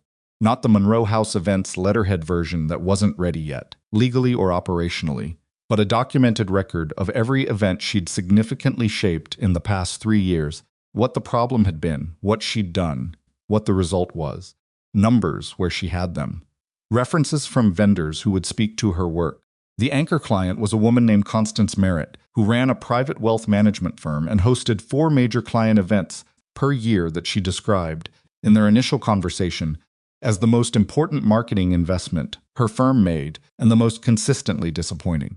Zuriya sat across from Constance Merritt for 90 minutes. She did not perform. She didn't oversell, didn't her assessments of what Merritt's events had gotten wrong, didn't pretend the transition to a new planner would be frictionless. She laid out what she saw, what she would do differently, and what it would cost. At the 90-minute mark, Constance Merritt looked at her portfolio for a long moment. Then she said, When can you start? Zuriya drove back to the estate. She sat in the parking area for a moment, with her hands on the steering wheel and the Seattle winter gray through the windshield. She thought about the spreadsheet she'd been building for 2 years, the projections she'd revised 6 times, the version where Monroe House Events failed in the first year, which she'd kept because it was honest, the version where it worked, which she'd kept because it was necessary. She thought about her mother's kitchen at 5 in the morning. She pulled out her phone. Tae-ryun answered on the second ring. Merritt signed, she said, a pause. I knew it, he said, 3 words. Simple and certain in the way that only genuine belief sounds, not the encouraging version, not the patronizing version, but the version that comes from having watched someone work and drawn a conclusion. She pressed her hand over her mouth for a second. Her eyes were doing something she hadn't planned. Zuriya, he said. I'm fine, she said. Her voice was not entirely steady. I know you're fine. A pause. Are you coming in? Yes, I'll put water on. She laughed, which fixed the voice problem. You're going to make tea. I'm going to attempt to make tea. The outcome is uncertain. I'll be there in 4 minutes. She drove the 4 minutes and went inside and found him in the small kitchen adjacent to the residential dining room, looking at a kettle with the focused expression of a man who had managed an international criminal organization for over a decade and was finding a household appliance genuinely challenging. She took the kettle from him. He let her take it. She made tea. He sat at the kitchen table and watched her move through the space with the attention that she had stopped cataloging and started simply inhabiting, the way you stop noting the quality of light in a room you've come to think of as yours. She set a cup in front of him and sat down with her own. Drank tea in the small kitchen while the December rain came down outside and the rest of the estate moved through its routines, and for a long moment neither of them said anything. Then Tae-ryun set down his cup. "I want to show you something," he said. He walked her through the estate to the exhibition hall. She hadn't been back in it since the gala 6 weeks ago, a different version of her life. The hall's dim in the winter afternoon light, the display cases along the walls quiet, the space carrying its characteristic smell of old stone and something floral that lingered from the event foliage. She stopped when she saw it. The portrait, back on its standing frame, against the wall between the two tall windows, exactly where it had been the night of the gala. He had put it back. She didn't know when, sometime in the past 6 weeks, without mentioning it. She looked at it for a moment. The jaw, the set of the shoulders, the expression that wasn't quite a smile. Then she turned around. Tae-ryun was standing approximately where he'd been standing the night she kissed it, 20 feet away, in the half-dark near the display cases, watching her with an expression that was not managed at all. "Really," she said. "I had it reinstalled last week," he said. "For what purpose? For this purpose." She looked at him, then at the portrait, then back at him. "I'm going to charge you for the psychological injury," she said. "Add it to the invoice." She walked toward him. He stayed where he was, and she came to stand in front of him, close enough that she had to tilt her head slightly to hold his eyes, and she said, "You recreated the entire thing." "Not the entire thing. You're not kissing the photograph." "I'm not going to kiss the photograph." "I know. The real one is standing right here," she said. Something in his face changed. A recognition she'd used his own words, the ones he'd said that night, and they both knew it. "Yes," he said. She reached up and put her hand against the side of his face, the way he'd done in the emergency lit room after Mujin's exit, the same gesture returned, checking that something was real, or making it more real by touching it. He turned his face slightly into her hand. She kissed him. Not the brief, embarrassed thing she'd given the photograph. The real version. His hands came to her waist. The exhibition hall was quiet around them, and the winter light came in low through the tall windows, and it tasted like tea and something more specific than that. Something that belonged to him and to this particular moment and to no other combination of circumstances in the world. When they separated, she kept her hand against his face. He looked at her. The famously emotionless Mafia Boss, in the room where everything had started, with an expression that would have answered every question Hae-won had ever raised about the nature of his attachments. "Was that good enough?" he said. She laughed. Her forehead dropped against his shoulder. For a second, the laugh working through her, and his hands tightened briefly at her waist.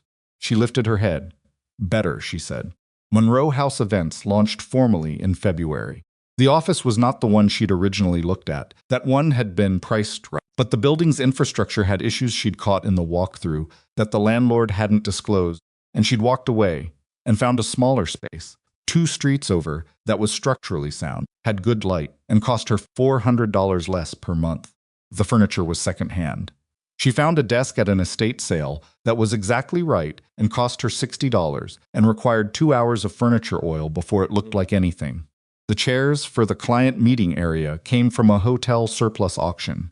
The shelving she assembled herself over a Saturday afternoon while listening to a podcast about financial restructuring for small businesses, which she found useful and also deeply dry, and which she listened to anyway because it was relevant.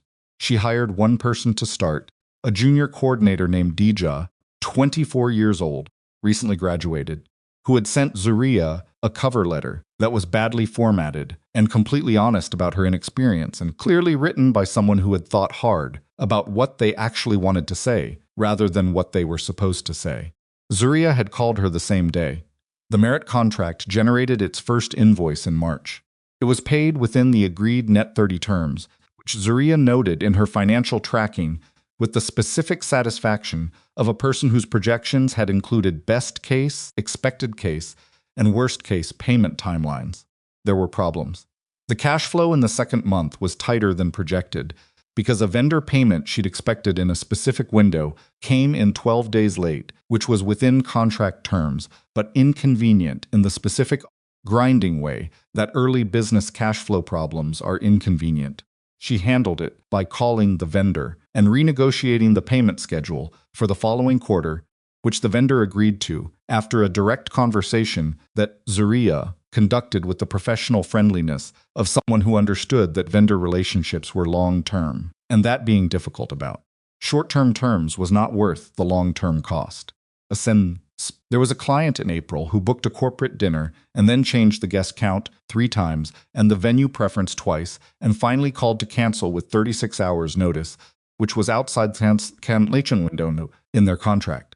Zuriya collected the cancellation fee without apology and used the recovered time to advance the planning on 2 other events that had been behind schedule. There was a vendor in May who quoted a price, confirmed it twice, and then tried to revise it upward 3 days before an event. She found a replacement vendor in 4 hours and ended the relationship with the first one in writing, with documentation of the confirmed original quote attached. Monroe House Events did not move smoothly through its first 6 months. It moved forward, which was the only direction that mattered. Tae-ryun watched this from a distance that was appropriate and that he maintained without angst being after the first conversation where she'd made it clear what she needed. He did not offer money. He did not call vendors. He did not leverage his name or his network on her behalf. He did on a Tuesday evening in May when she came home to the residential wing. She had kept her apartment, technically, but spent 4 nights a week at the estate, in a way that had been formalized not through any stated decision, but through the gradual accumulation of her things. In certain spaces, ask her how the cash flow situation had resolved. She told him. All of it. The late vendor payment, the renegotiated schedule, the arithmetic of the solution.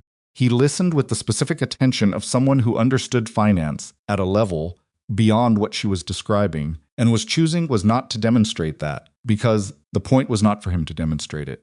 The point was for her to tell him. The renegotiated schedule was the right call, said, when she finished. I know, she said, but it's nice when you say it. He looked at her. Is it? Don't make it weird, she said. The corner of his mouth. I would never. The thing about building something from the ground up is that you can't always see it while you're inside it. Zuriya understood this intellectually. She'd known it before she started. But knowing a thing intellectually and experience the specific disorientation of working 7 days out of 7 for 6 months, of waking at 3 in the morning because her brain had decided to process a logistics problem during sleep rather than during work hours, of eating meals at her desk with more frequency than she intended, and canceling social plans with more frequency than was healthy. Knowing all of that in advance didn't make the experience of it any less close to the skin. She called her mother in Chicago on a Sunday in June, which was the first Sunday in 2 months she hadn't worked. Her mother listened to the update.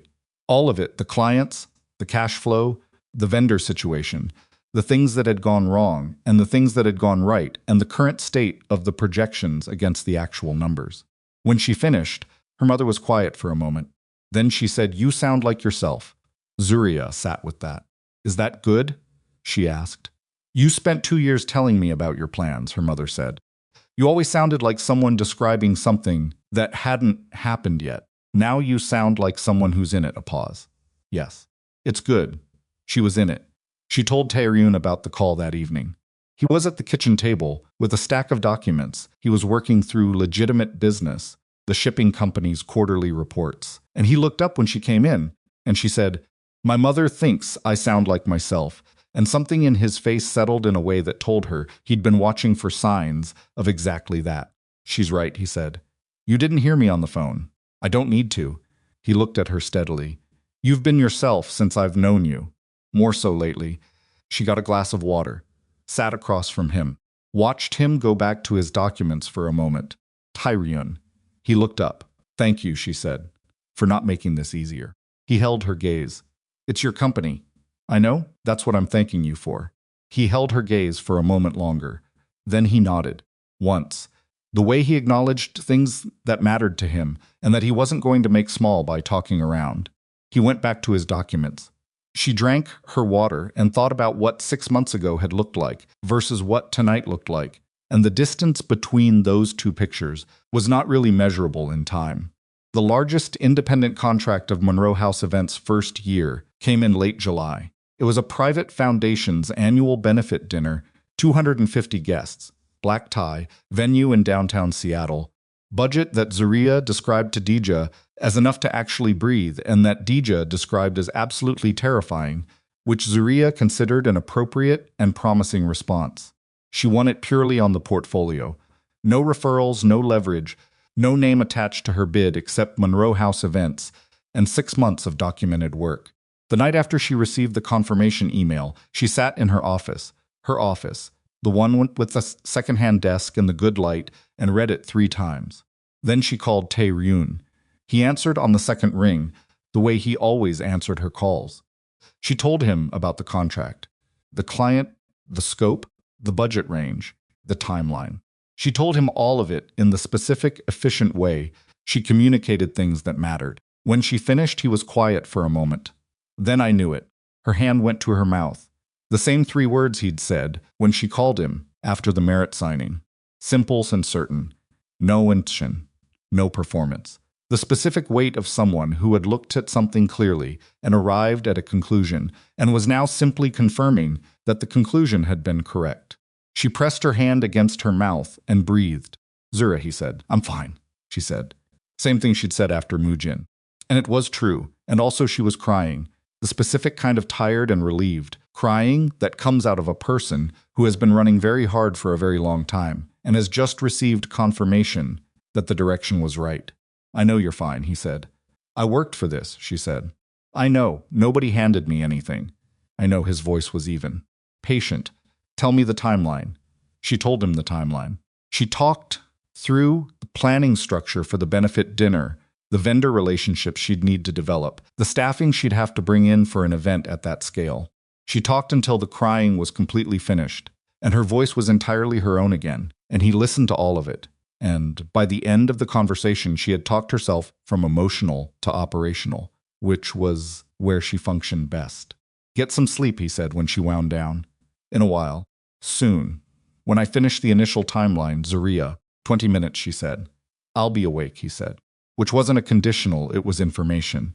He'd be awake when she came in, the way he was often awake when she came in from the office late, working at the kitchen table, 2 people building separate things in adjacent spaces.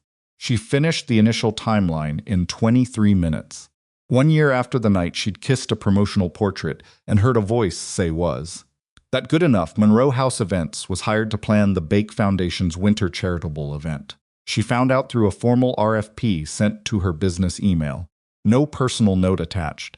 Monroe House Events requested to submit a proposal for a major charitable event, same as any other vendor in consideration. She submitted the proposal. It was awarded on merit. She told Dija, who said, obviously with the specific confidence of a 24-year-old who had watched her employer work for 9 months and had arrived at conclusions. She walked into the Baek Estate's exhibition hall on the morning of the site visit, carrying her tablet and a preliminary production schedule and the specific kind of focused attention she brought to every event she was building. Then she stopped the portrait against the wall, between the 2 tall windows, in the same position, on the same frame, with the same particular stillness of a man who had allowed himself to be captured in an image and made it look like a concession. She stood in front of it for a moment. She looked at the jaw, the expression that wasn't quite a smile, the eyes that looked slightly to one side as if tracking something outside the frame. Still terrible event decor, she said to it. Familiar footsteps crossed the marble floor behind her. She didn't turn around immediately. She stood where she was, in front of the portrait, and let him cross this distance.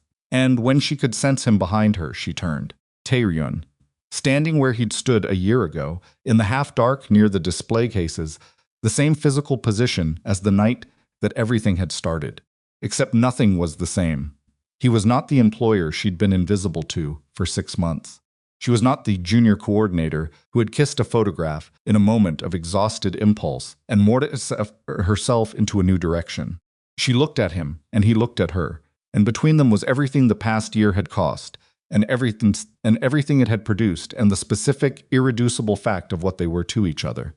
You recreated it, she said. I recreated what I could. The rest you recreated yourself. She looked at the portrait, at the man beside the portrait, the distance between them, the gap between the image and what stood beside it. She'd kissed the image because it was the closest she thought she could get. She'd kissed it because she was exhausted and human, and the real thing felt impossibly far away, and the image was there, and nobody was watching. Except someone had been watching. He had been watching her long before that. Not the moment with the portrait longer than that. He had been watching her work, watching her solve problems, and take no credit, watching the specific quality of her that he'd recognized before she knew he knew she existed. She walked toward him. He stayed where he was. She stopped in front of him, and he reached into his jacket pocket, and he took out a small velvet box. She looked at it. She looked at him. I'm not making impossible promises, he said. I'm not going to tell you the world I operate in becomes simple or safe. I'm not going to ask you to make yourself smaller to fit inside it. He held her gaze without wavering. Monroe House Events is yours. Your company, your name, your future. I'm not asking you to give any of it up. She was very still. I'm asking whether you want to keep choosing this, he said. The real version. With all of what it actually is. A pause. For the rest of your life. She looked at the velvet box. At hands which were steady in the way. His hands were always steady, the external stillness of a person whose internal life ran deep and fast and rarely reached the surface without being invited. She thought about a year ago. The exhaustion. The gala. The mortification of being caught doing something embarrassingly human by the last person she'd expected. She thought about Mujin and the red X and the locked room and what it had felt like to sit on the floor of a corridor with a man who was too tired to pretend he was made of something that didn't break. She thought about her mother's kitchen, the accountant she'd hired and the vendor she'd fired, and the Sunday morning she hadn't worked, and the phone call that had ended with her mother, saying, "You sound like yourself." She thought, I am myself, completely, and I am standing in front of the man who made the specific, disciplined choice over and over to let me be. Yes, she said. He opened the box. The ring was elegant, not overwhelming. He knew her well enough to know the difference. A single stone set simply, the kind of thing that wouldn't interfere with a workday or a production schedule and would last a very long time. He took it out of the box and put it on her finger. She looked at it for a moment. Then she looked up at him, and he was looking at her with the expression he'd stopped managing somewhere around the 47th minute of the night. They'd sat outside the conference room on the floor, the expressions that was simply what he felt, unprocessed, offered without the management that everything else in his life required. She kissed it. Under the chandeliers, in front of the ridiculous portrait that had started everything, in the exhibition hall where she'd stood alone a year ago, believing the closest she would ever get to Baek Tae-ryun was a canvas. When they separated, his hands were at her waist, and her hands were at his jaw, and the winter light came through the tall windows and fell across the floor between them. He looked at the portrait, back at her. Was that good enough? He said. She laughed. It came out of her fully, the way real laughter does, the kind that begins in the chest and doesn't ask permission. She wrapped her arms around his neck. Better, she said. And she kissed him again under the chandeliers, in the room where everything had begun, while outside the Seattle winter turned the light the color of something honest, and the estate moved through its ordinary morning around them, and Monroe House Events had a site visit to complete, and Baek Tae-ryun's organization had a day of legitimate work ahead of it, and none of the things that had tried to use them against each other had succeeded. She had once stood alone in this hall and looked at an image and thought, this is the closest I will ever get. She had been so completely, so beautifully wrong. The poster had never been good enough. Not even close.